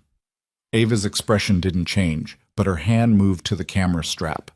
A micro gesture. The instinctive reach for the object that made her feel in control. "They're looking for me." It wasn't a question. Stone realized with a sinking feeling that she'd already figured it out. Probably figured it out the moment her mother locked the door and drew the curtains and stopped explaining why. "Yes." "And you're protecting me." "Yes." "The men in the trucks, the ones who think I don't notice them. They're yours." Stone looked at her. The 12-year-old girl who noticed everything, who'd been sitting in her room for 2 days cataloging the protection detail the same way she'd cataloged the van, patiently, methodically, missing nothing. "How many did you count?" 3 during the day, 2 at night. Different trucks, different spots, but the same pattern. They rotate every 8 hours. Stone exhaled, something between admiration and exhaustion. "You're going to be a problem when you grow up. You know that?" "I'm a problem now." No smile, no humor. Just the flat statement of a kid who understood her own capability with the clarity that comes from having no one to lie to her about it. "I need you to stay inside. Not because I'm trying to control you, because there's a man coming here whose job is to make problems disappear. And right now, you're the problem he's been hired to fix. I can protect you. My club can protect you, but I can't protect you if you're on the street with a camera at 3:30 in the afternoon." Ava's grip on the camera strap tightened. Her knuckles whitened. "How long?" "Days? Maybe less? We're working on ending this." "How?" "That's not your concern." "It became my concern when I walked through your gate." Stone looked at this girl, this impossible, stubborn, perceptive, fearless girl who carried her dead-alive father's camera like a weapon and saw the world in patterns that adults missed, and felt the debt in his chest pulse like a second heartbeat. "A few more days, Ava. That's all I'm asking. Stay inside, stay safe. Let us do what we do." Ava looked at the photographs on her wall. Her eyes moved across them the way Stone's eyes had moved across her surveillance photos. Reading, processing, understanding. "My dad used to say that the people who pay attention are the ones who keep everyone else alive." Your dad was right. He also said that paying attention doesn't mean anything if you don't act on what you see. Stone said nothing. Because there was nothing to say to a child quoting her father's words back at him that didn't feel like an insult to the man sitting in the dark 3 doors away. "Stay inside, Ava, please." The please cracked something. Not in her face, she was too controlled for that, but in her posture, the slight softening of shoulders that had been braced for a fight. "Fine. But when this is over, you owe me an explanation. All of it." "Deal." Stone walked out of the room. In the hallway, Sarah stood with her arms crossed, her eyes glistening in the dim light. "She's going to figure out more than you want her to," Sarah whispered. "She already has." Stone left the house. The rain had stopped, but the air was wet and heavy, and cold in the way that only January air in Virginia could be cold. Not the dramatic cold of northern winters, but the insidious, bone-deep cold that worked its way inside you and stayed. He was 3 steps from the sidewalk when his phone buzzed. Colt. "We've got movement." Stone's body went rigid. "Where?" "Pinecrest Motel, 6 miles east. Mac followed a gray pickup truck from the highway to the motel 2 hours ago. 1 occupant, canvas bag, paid cash." "Price?" "Has to be." Stone stood in the dark street with the phone against his ear and the wet pavement gleaming around his boots, and the sound of his own heartbeat filling the silence between Colt's words. "How many men do we have mobile right now?" 7, plus the protection detail. "Pull 3 from the outer ring. Keep the inner and middle intact. Nobody moves from the house. The girl stays covered no matter what." "And the 3 you're pulling?" "Send them to the Pinecrest, not inside. Perimeter only. I want eyes on that truck. I want to know when he leaves, which direction, and how fast." "Stone." Colt's voice carried the careful weight of a man about to say something his commanding officer might not want to hear. "If we pull 3 from the outer ring, we lose the randomized patrol routes. The outer perimeter goes dark." "I know." "That's the early warning system. If Price approaches from a direction we haven't covered—" "I know, Colt." Silence. The sound of the prosthetic clicking. The sound of a man calculating risks he couldn't eliminate. "Your call, brother." "It's already made." Stone rode back to the clubhouse through streets that were empty and wet and lit by streetlights that cast long shadows across pavement that looked like dark water. The Harley's engine echoed off the brick buildings of the east side, the sound bouncing and multiplying until it seemed like a dozen bikes were riding through the night instead of one. At the clubhouse, he found Dutch in the garage, standing over the Heritage Softail that still hadn't been repaired. The older man had a wrench in his hand but wasn't using it. He was staring at the engine the way people stare at things when they're actually looking at something else entirely. "He's here," Stone said. Dutch set the wrench down. "Price?" "Pinecrest Motel, 6 miles out." Dutch's jaw tightened. The muscles in his neck corded. "Tonight?" "Not tonight. He'll watch first. That's how they work. Surveillance before action. Same pattern the theft crew used. Same discipline." "How long will he watch?" "A day, maybe 2. He'll map the protection detail, find the gap, and move through it." Stone pulled off his jacket and hung it on a hook by the door. His thermal underneath was damp with rain and sweat. "Except there isn't going to be a gap, because we're going to give him one." Dutch frowned. "Give him one?" "A false gap. A hole in the perimeter that looks real but leads nowhere. We pull the middle ring back at a specific time on a specific route and make it look like a shift change error. He'll see it. He'll move through it. And when he does, we close behind him." Dutch stared at Stone for a long time. The fluorescent light buzzed overhead. Water dripped from the roll-up door onto the concrete. "That's a trap." "That's the idea." "And if he doesn't take the bait?" "Then we wait, and we keep waiting, and we keep the girl locked down until he either moves or the police catch up." Stone pulled a cigarette from Dutch's pack on the workbench, lit it, drew deeply. "But he'll take it. Men like Price don't have patience for waiting. They have discipline for timing. There's a difference. Patience means you can walk away. Discipline means you can't. He's here because he has a job and he won't leave until it's done." "You sound like you know him." "I know the type. I was the type. Before." Dutch didn't ask before what. He didn't need to. Thursday, the longest day of Stone Mercer's life since Kandahar.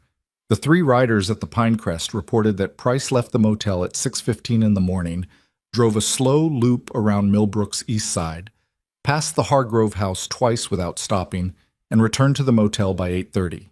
He left again at noon, drove a wider loop that included the school and Dell's convenience store, and returned by 2. At 4, he made a third circuit, this one tighter, focused on the streets immediately surrounding the Hargrove residence. He was mapping the protection detail, exactly as Stone predicted. At 6 o'clock, Stone convened the inner circle in the chapel. Colt, Dutch, Briggs, Knox, and Mack from the broken chains. 6 men around the table, the overhead light casting sharp shadows. No coffee this time. No cigarettes. Just the map and the plan and the weight of what they were about to do. "Tomorrow night," Stone said, "between midnight and 2. That's when we create the gap." He outlined the operation with the precision of a military briefing. At 11:45, the middle ring would begin a staged rotation. 2 riders would pull back along a route that left the eastern approach to the Hargrove house visually uncovered for exactly 12 minutes. During that window, Price, if he was watching, and Stone was certain he would be watching, would see what appeared to be a shift change error, an opening. The opening would lead to a narrow street that ran between 2 rows of houses and dead-ended at a chain-link fence behind an abandoned lot. On both sides of that street, hidden in driveways and behind parked cars, Iron Kings and allied riders would be waiting. "He walks in," Stone said. "He doesn't walk out, not the same way." Briggs shifted in his chair. His dissent from the previous vote still hung in the air like old smoke, but his eyes were sharp and focused, and his objections had evolved from strategic to tactical. What if he doesn't come on foot? What if he drives? The street's too narrow for a vehicle to turn around. If he drives in, he's boxed. And if he comes armed? He will come armed. That's why there will be 8 of us and 1 of him. Stone looked at each man in turn. "Nobody engages until I give the signal. Nobody speaks. Nobody moves. We let him come all the way in, all the way to the dead end. And then we show ourselves." "And then what?" Knox's voice was quiet, careful. The voice of a man who wanted to know exactly how far this was going to go. Stone met his eyes. "Then we give him a choice. Walk away from Millbrook forever, or don't walk away at all." The room was silent. The map lay on the table between them like a battlefield. The overhead light flickered once. "I won't pretend this isn't dangerous," Stone continued. "Price is trained. He's experienced. He's done this before. But he's done it against civilians, against people who don't fight back. He hasn't done it against a room full of combat veterans who've already decided that losing isn't an option." Max spoke for the first time since he'd arrived from Tennessee. His voice carried the slow, deliberate cadence of the mountains, each word placed like a stone in a wall. "The girl, what happens to her during the operation?"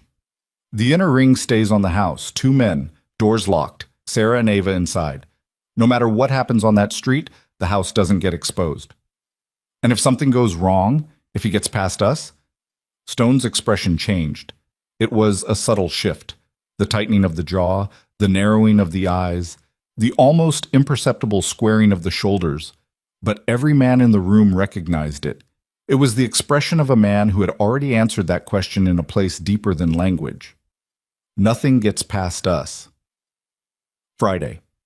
The air temperature dropped to 19 degrees, the sky was clear for the first time in a week, and the stars above Millbrook were visible in the way that stars are only visible in small towns where the light pollution hasn't erased the sky.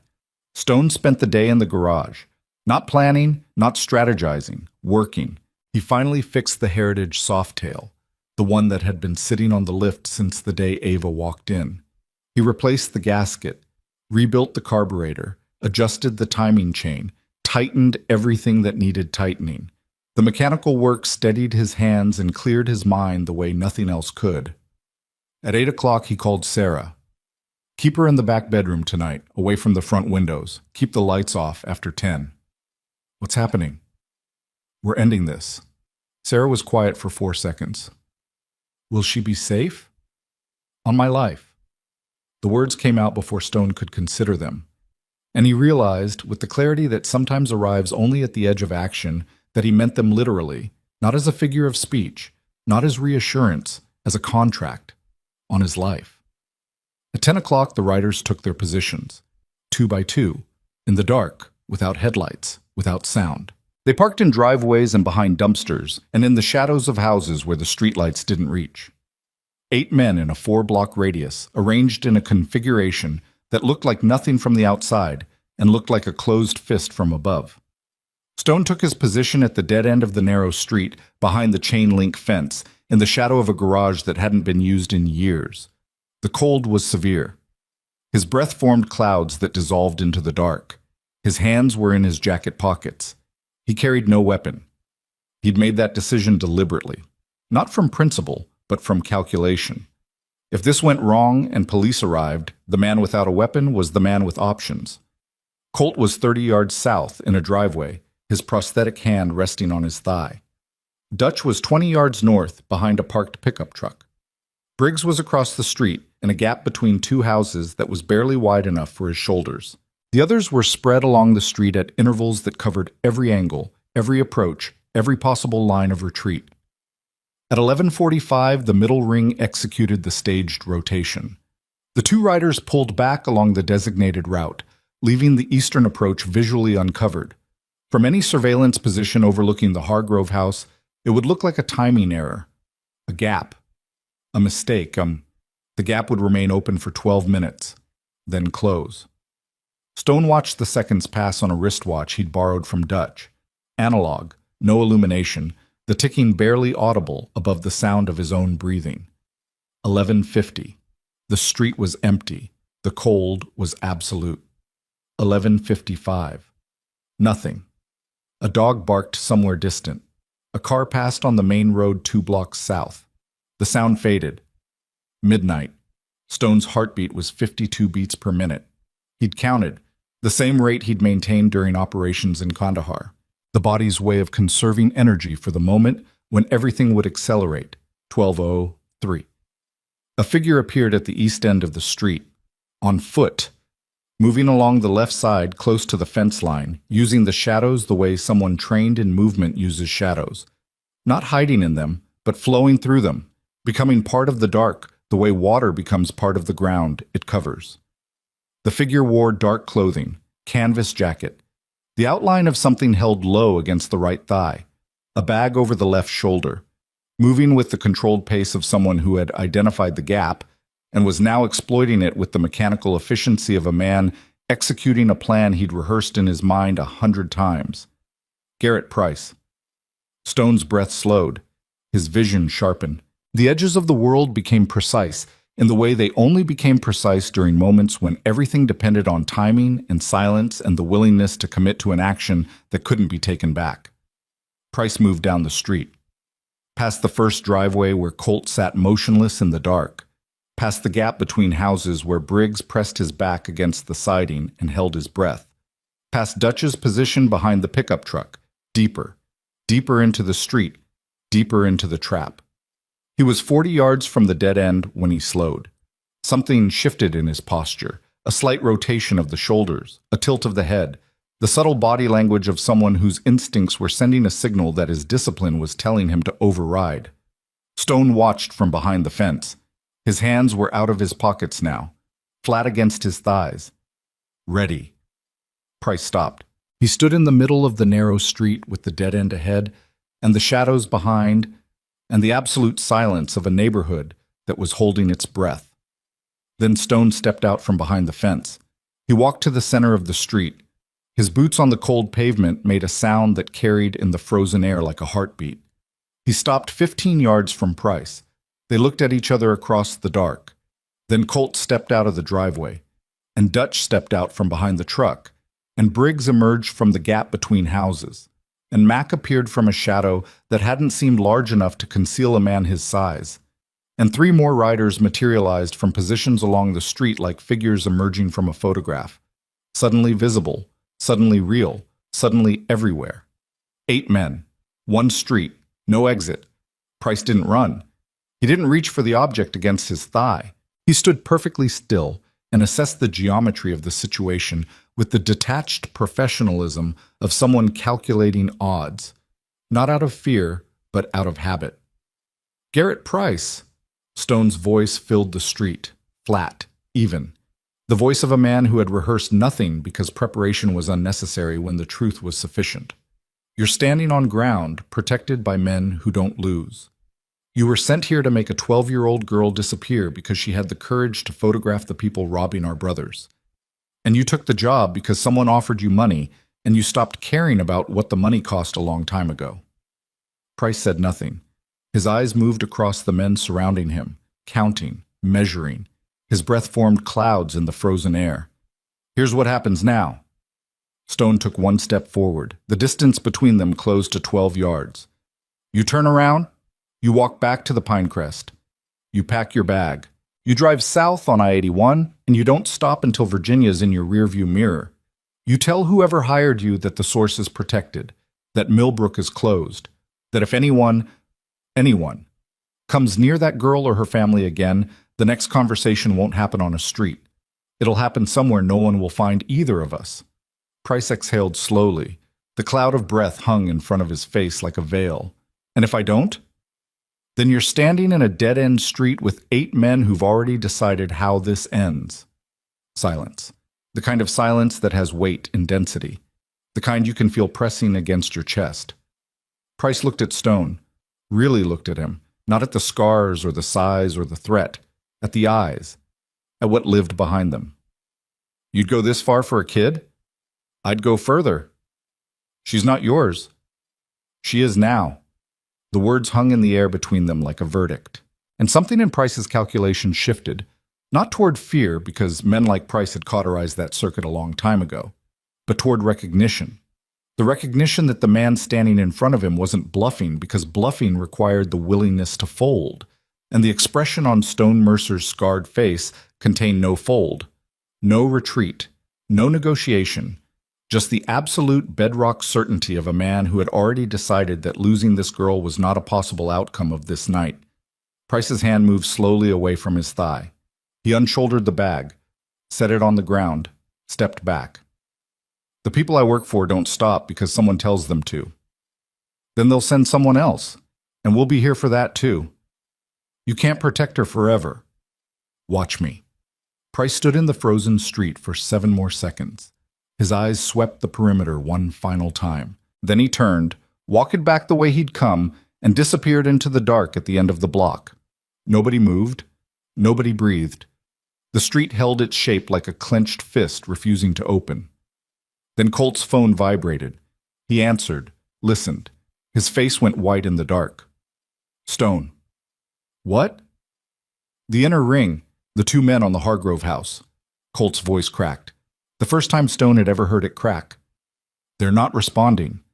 The street detonated into motion. Stone was running before the last word left Colt's mouth. His boots hammered the frozen pavement. The cold air burned his lungs. Behind him, the sound of 7 men breaking into a sprint, boots and breathing, and the raw animal urgency of people who understood that 12 minutes was enough time to create a gap. And a gap was enough time for a man like Price to have a contingency plan. Because Price hadn't come alone. Stone rounded the corner onto the Hargrove street and saw the front door of the house standing open. The porch light was out. The inner ring rider's truck was still parked across the street, but the cab was empty and the driver's side door was open and the dome light cast a thin yellow glow across the wet pavement. Stone hit the porch steps at a full run. The door swung wide as he crashed through it. The hallway was dark. The kitchen was dark. The living room was dark. From the back of the house, a sound. Not a scream. Something worse. The low, guttural, primal sound of a mother placing her body between her child and the dark, and the sharp crack of a voice saying, "Nobody move!" Stone froze in the hallway, his eyes adjusted. The back bedroom door was open. Inside, a man stood with his back to the window. Medium build, dark clothes, gloves. He had Sarah by the arm. Ava was behind her mother, pressed against the wall, the camera clutched against her chest like a shield. The man wasn't Price. He was younger, leaner. One of the theft crew, a cleanup detail sent through the real gap, while Price walked through the false one. A decoy and an operator. The oldest trick in the book, and Stone had fallen for it. Let them go. Stone's voice came from somewhere deep and ancient, not his chest, not his throat. From the place where the war lived, where the fire lived, where the 40-meter drag through Kandahar dust and blood had etched a debt into his bones that would not be settled until the people in this room were safe. The man's grip tightened on Sarah's arm. She didn't cry out. Her jaw was clenched so hard the tendons in her neck stood out like cables. Her eyes found Stone's in the dark. Behind Stone, Boots in the hallway. Colt, Dutch, bodies filling the space. The house suddenly full of men who smelled like cold air and adrenaline and the specific chemical scent of fear converting into action. And then from the dark room at the end of the hall, the room with the closed door, the room with the creaking chair, the room everyone had walked past for months without stopping. A sound. A doorknob turning. A door opening. A figure stepping into the hallway. David Hargrove stood in the dark, gaunt, unsteady. His eyes carrying the fractured, thousand-yard focus of a man whose mind had been broken and rebuilt so many times the architecture no longer resembled anything recognizable. He wore a white t-shirt and pajama pants, and his feet were bare on the cold hardwood floor. He looked at Stone, and for the first time in 9 years, the fog behind David Hargrove's eyes cleared. Not completely, not permanently, but enough. Enough to see the scar. Enough to recognize the face beneath the damage. Enough for his cracked lips to form a single word that landed in the hallway like a grenade with the pin already pulled. Mercer? The word hit Stone like a round to the chest. Not the sound of it. The recognition behind it. The voice of a man who hadn't spoken a coherent word in months, forming the one name that lived deeper than the damage, buried beneath the shattered architecture of a brain that had been rebuilt by blast waves and rebuilt wrong, stored in the part of memory that trauma couldn't reach because it was welded to survival itself. Mercer. David Hargrove stood in the hallway with his bare feet on the cold hardwood and his eyes locked on Stone's face with an intensity that didn't belong to the man his family had been living with for the past 2 years. This was something older, something that predated the injury, predated the silence, predated the chair by the window, and the 1,000-yard stare, and the slow erosion of everything that had once made him a father and a husband and a soldier. This was the man who had dragged a burning sergeant 40 meters through gunfire. This was the man whose hands remembered what his mind had forgotten. In the back bedroom, the intruder's grip on Sarah's arm loosened by a fraction. Not from fear, from confusion. The hallway was suddenly full of variables he hadn't planned for. The scarred biker frozen 3 feet away. The gaunt man in the white t-shirt who'd materialized from a closed room like something summoned, the sound of more boots behind them, the geometry of the situation collapsing from manageable into chaos. David took a step forward, then another. His movement was unsteady. The gait of a man whose body had been sitting for so long the muscles had atrophied and the neural pathways had silted up like unused roads. But his eyes were clear, clearer than they'd been in 23 months. "That's my daughter," David said. His voice was rust and gravel, the voice of an engine that hadn't turned over in years finally catching. "You're standing in my house with my daughter." The intruder looked at David, then at Stone, then at the hallway behind Stone where Colt's silhouette filled the frame and Dutch's shadow moved against the wall like something massive and patient. The math was over. Whatever equation the man had been running, get the camera, get the photos, get the girl, get out, no longer computed. The variables had multiplied beyond solution.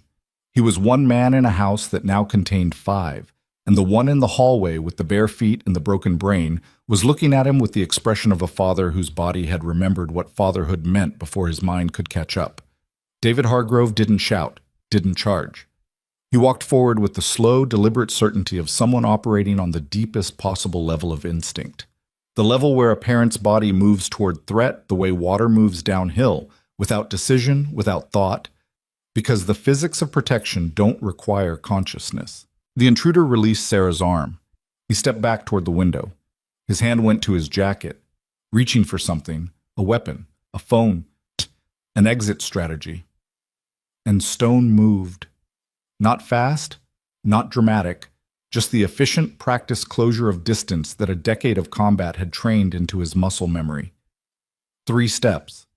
His hand closed around the man's wrist before the hand reached the jacket.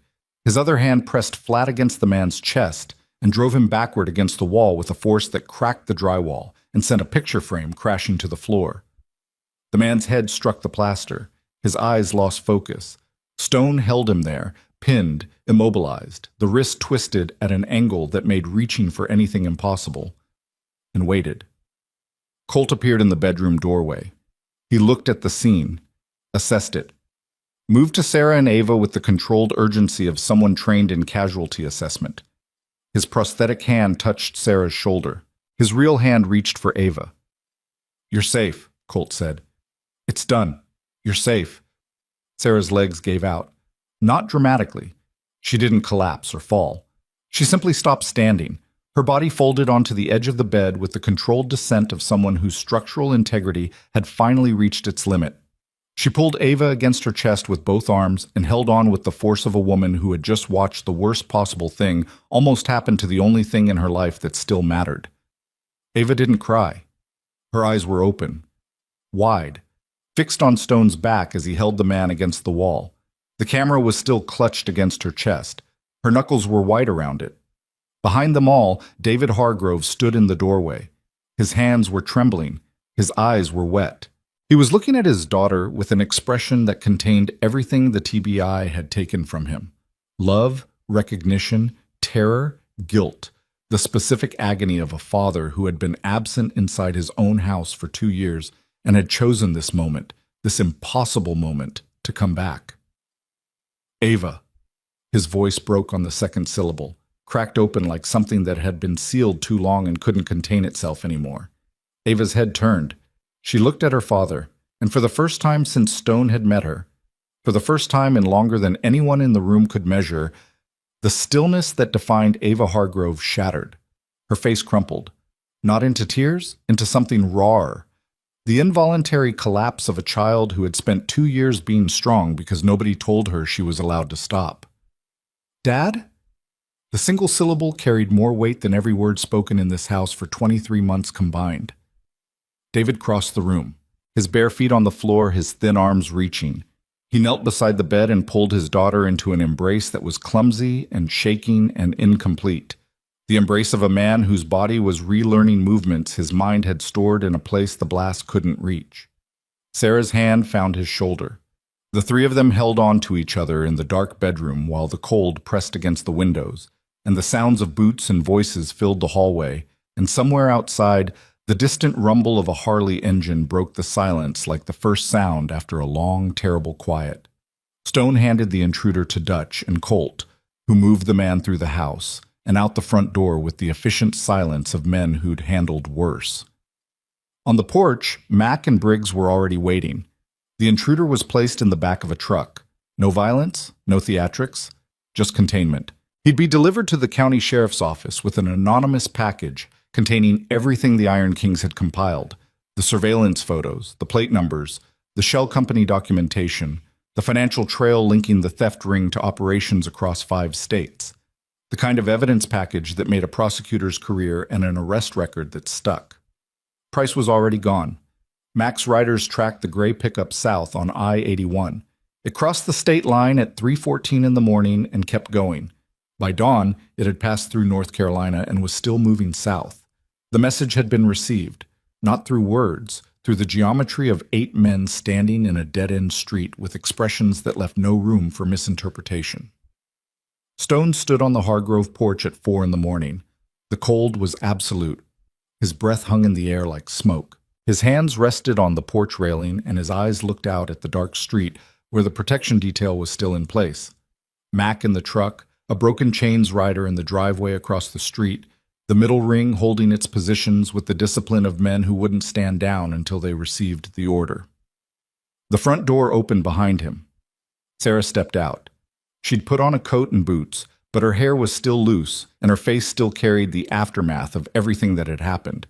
Not shell shock, exactly, but the specific exhaustion of a person whose adrenaline had sustained them through a crisis and then withdrawn all at once, leaving them standing in the wreckage of their own nervous system. She stood beside Stone at the railing. Neither of them spoke for a full minute. The silence wasn't uncomfortable. It was the silence of two people who had passed through something together and didn't need language to acknowledge it. "He spoke," Sarah said finally. Her voice was quiet, stripped. The voice of someone still processing something they'd witnessed but couldn't yet explain. "David, he spoke. He said her name. I heard. He hasn't said her name in 11 months. Stone's hands tightened on the railing. The cold metal bit into his palms. "Sometimes the mind protects itself by shutting down," he said. "And sometimes, when the threat is real enough, it overrides the shutdown, because protecting someone else matters more than protecting itself." Sarah turned and looked at him.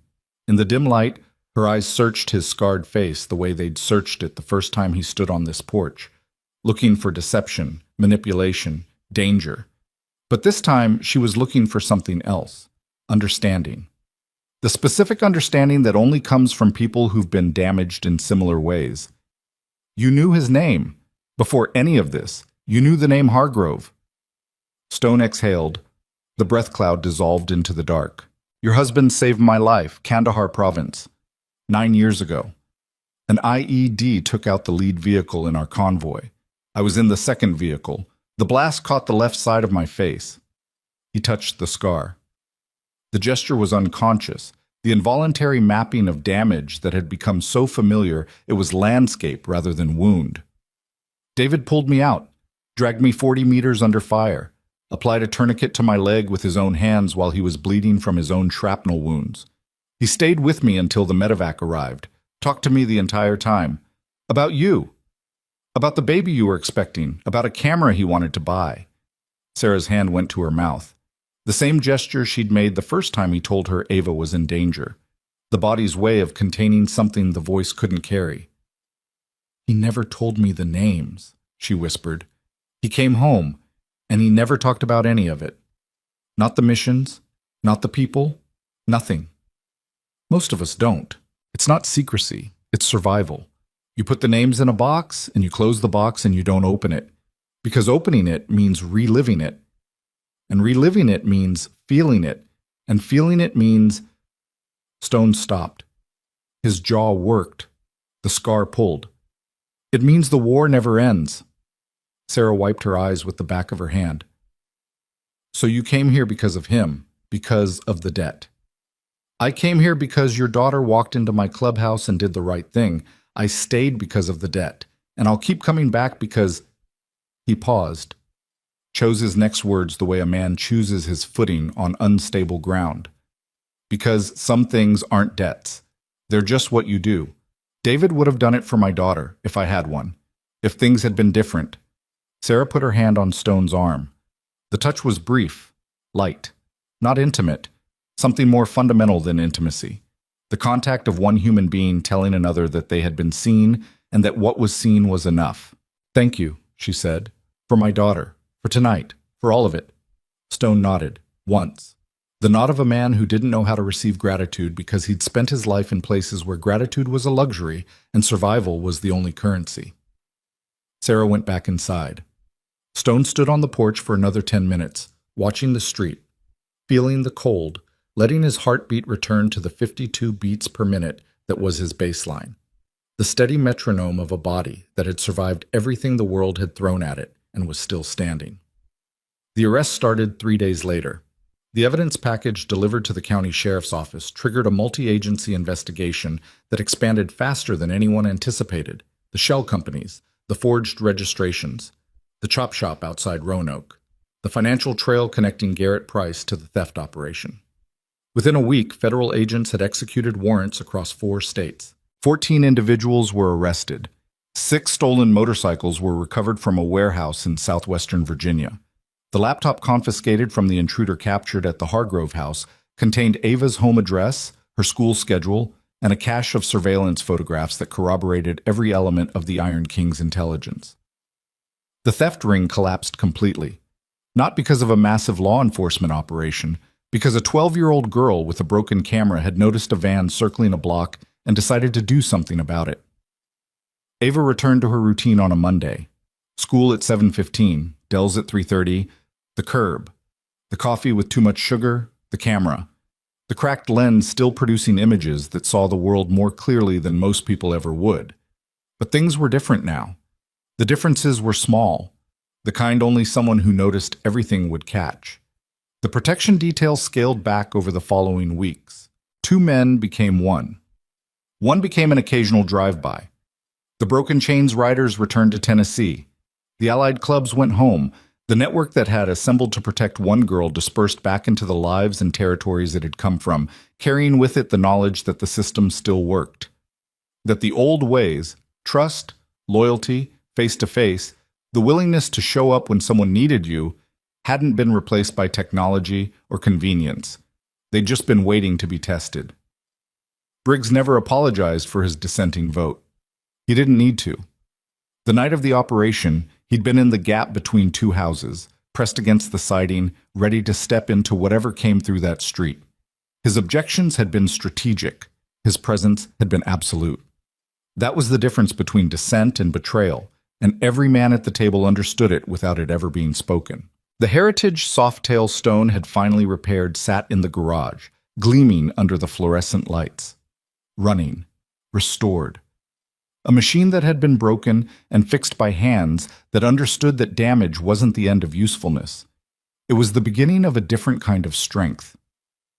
Spring arrived the way spring arrives in Virginia, not all at once, but in increments. A degree here, a bud there. The gradual softening of air that had been hard and cold for months. The days lengthened. The neon outside dells reflected in puddles that were rain now instead of ice. The exhaust from the Iron King's bikes carried through air that smelled like wet earth instead of frozen metal. The annual Iron King's family barbecue happened on the first Saturday in May. It was the one day each year when the clubhouse gates opened wide and the garage filled with people who weren't patched members. Wives, children, friends, allied riders. The extended constellation of lives that orbited the club without wearing its colors. Grills smoked in the parking lot. The smell of charcoal and grilled meat mixed with the permanent scent of engine oil and gasoline that no amount of cleaning could ever remove from the concrete. Music played from a speaker someone had propped on a workbench. Kids ran between the bikes, careful not to touch, the way children of bikers learn to move through the world their parents built, with respect for the machines and the men who rode them. Ava arrived at 4 o'clock. Sarah drove. David sat in the passenger seat. It was the first time David Hargrove had left the house in 14 months. He moved slowly, carefully. The way a man moves through a landscape he's not sure is real. His eyes swept the clubhouse lot with the wary vigilance of someone whose brain still processed the world as a series of potential threats. But beneath the vigilance, something else. Curiosity. The faint, tentative curiosity of a man rejoining a world he'd left behind. Sarah held his arm, not supporting him, steadying him.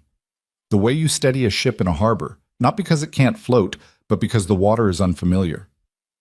Ava walked ahead, camera around her neck. She stepped through the gate, the same gate she'd pushed open on a freezing January night that felt like a different lifetime, and entered the world she'd accidentally changed. Stone saw her from across the lot. He was standing near the grill with Dutch, holding a plate he wasn't eating from, wearing a t-shirt that exposed the full geography of his arms.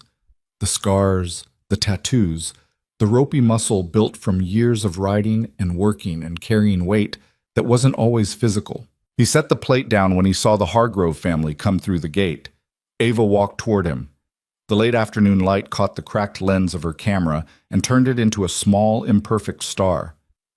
"You owe me an explanation," she said. "All of it. That was the deal." That was the deal. So? Stone looked at her.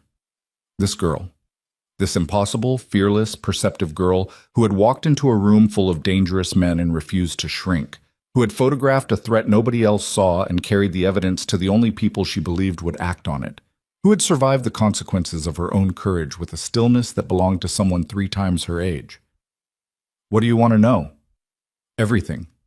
Stone almost smiled. The scar made it difficult, but not impossible. For the first time in a long time, the expression reached past the damage. "That's going to take more than one barbecue." "I've got time." They sat down on this concrete apron outside the garage, away from the crowd, where the music was background noise and the late sun painted long golden shadows across the lot.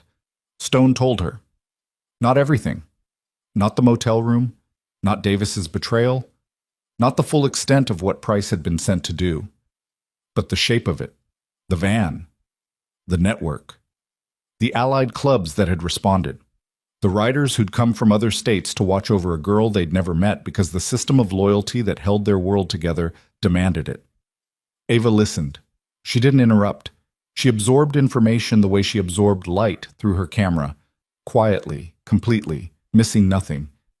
When he finished, she was quiet for a long time. Her fingers rested on the camera body.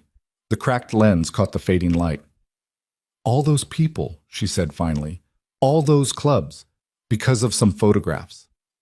Because of the person who took them." Ava looked across the lot at her father.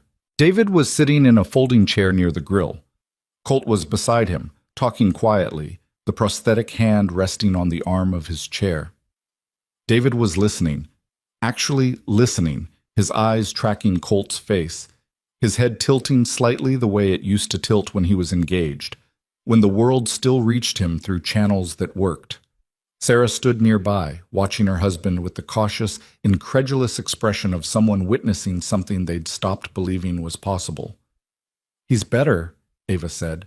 "Since that night. He's different." "How?" "He comes out of his room now, not every day, but sometimes. He sat at the kitchen table yesterday and watched me develop photos. Didn't say anything, but he watched." Her voice carried the careful restraint of someone describing something fragile, something that could break if handled with too much expectation. "He said my name again last week. Twice." Stone looked at David Hargrove across the lot. The gaunt man in the folding chair with the 1,000-yard stare that was slowly, incrementally, narrowing its focus from the infinite distance of trauma to the finite distance of the people around him.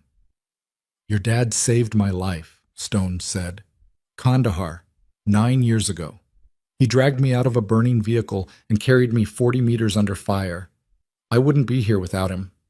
Ava turned and looked at Stone. Her expression was unreadable at first, the composed, analytical stillness she defaulted to when processing something that mattered. Then it changed. A softening at the edges. Not vulnerability, exactly. Recognition. The recognition that the thread connecting her to this man and this place was older and deeper than she'd known. "That's why you did all this. The protection. The men outside our house, all of it.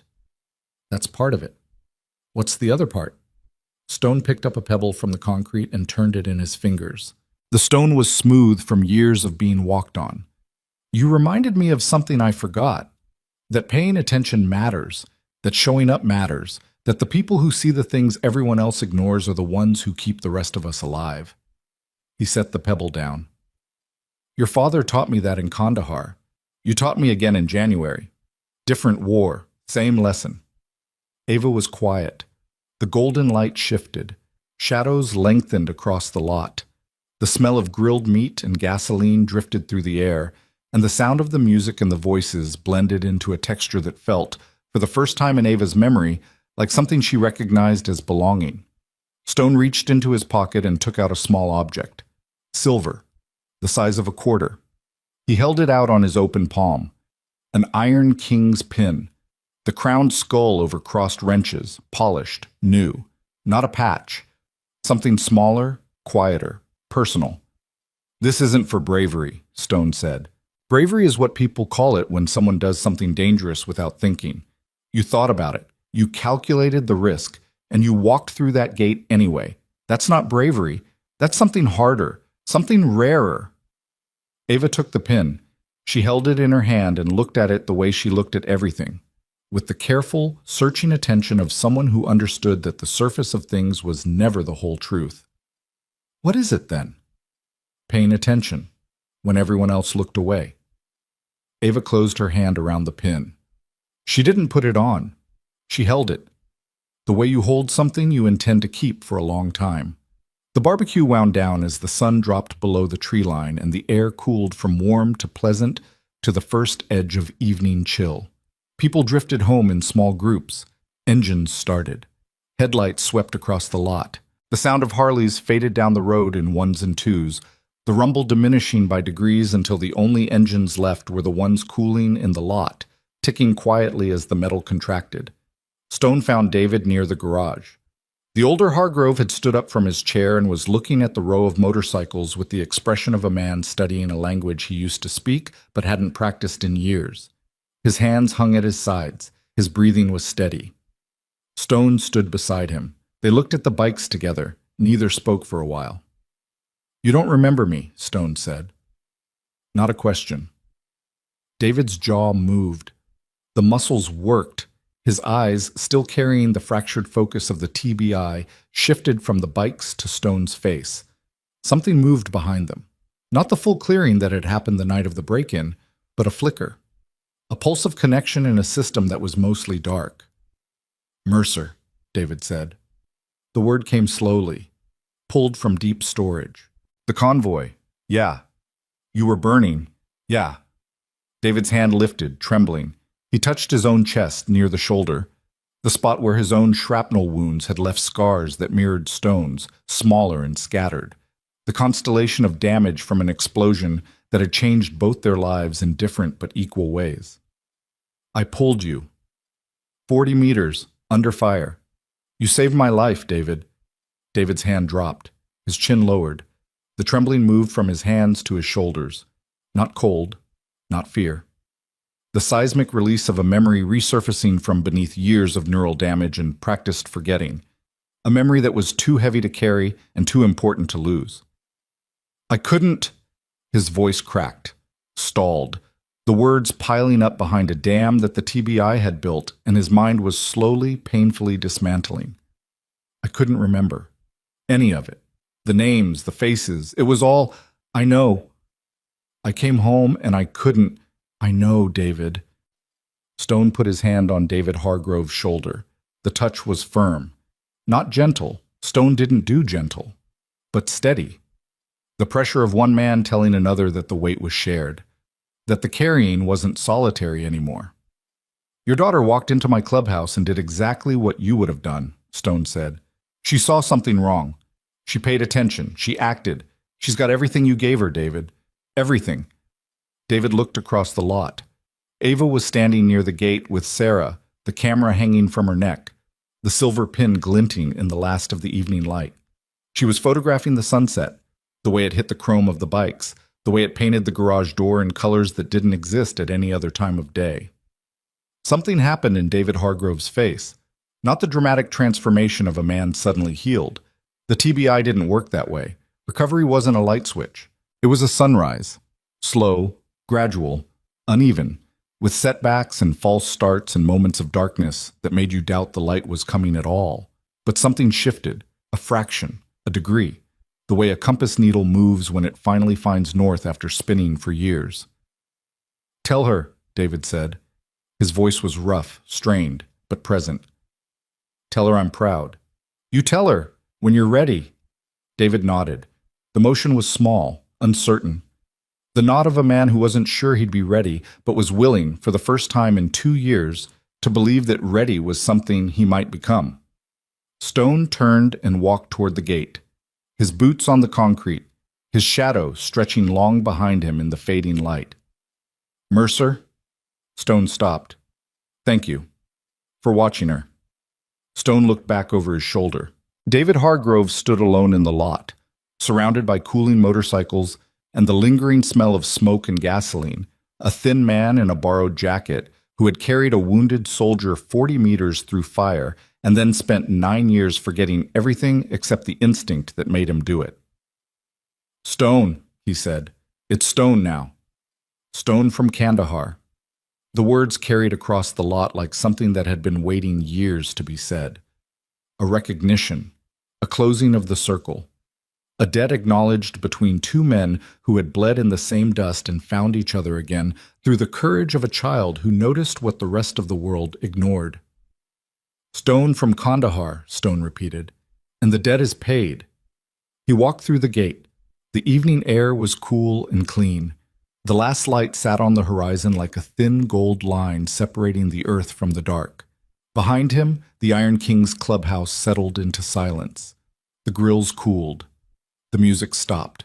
The lot emptied until the only things left were the bikes and the building and the buzzing fluorescent lights that would still be on when the riders returned tomorrow, and the day after that, and the day after that. Back home, Ava placed the silver Iron King's pin on her desk beside the camera. The cracked lens and the polished metal sat side by side. The broken thing that still worked and the new thing that meant she belonged somewhere she hadn't expected. She developed the photographs from the barbecue that night. The images came up in the dark room the way they always did. Slowly, imperfectly, beautifully. Stone standing by the grill with the plate he wasn't eating. Colt's prosthetic hand resting on the arm of a chair, Dutch wiping oil from his fingers with a rag. Her father sitting in a folding chair with the first expression she'd seen on his face in 2 years that looked like it might, someday, become a smile. She pinned the photos to her wall alongside all the others. Street scenes and parking lots and stray cats and neon reflections and the ordinary, invisible, overlooked moments that nobody else thought mattered. But they did. They always had. Because Ava Hargrove understood something that most people spent their entire lives failing to learn, that the world reveals itself to the people who bother to look. Every month afterward, when the Iron Kings gathered beneath the garage lights for their regular meetings, a folding chair sat empty near the workbench. Not forgotten, not misplaced. Placed deliberately, with the kind of intention that didn't need explanation because everyone who saw it understood what it meant. The chair was Ava's. It would be there whenever she came back, and she would come back. Not because she needed protection, not because she owed anyone anything, but because family is sometimes built not by blood or birth, but by the simple, radical act of showing up for someone when the rest of the world looks away. The camera sat on the desk.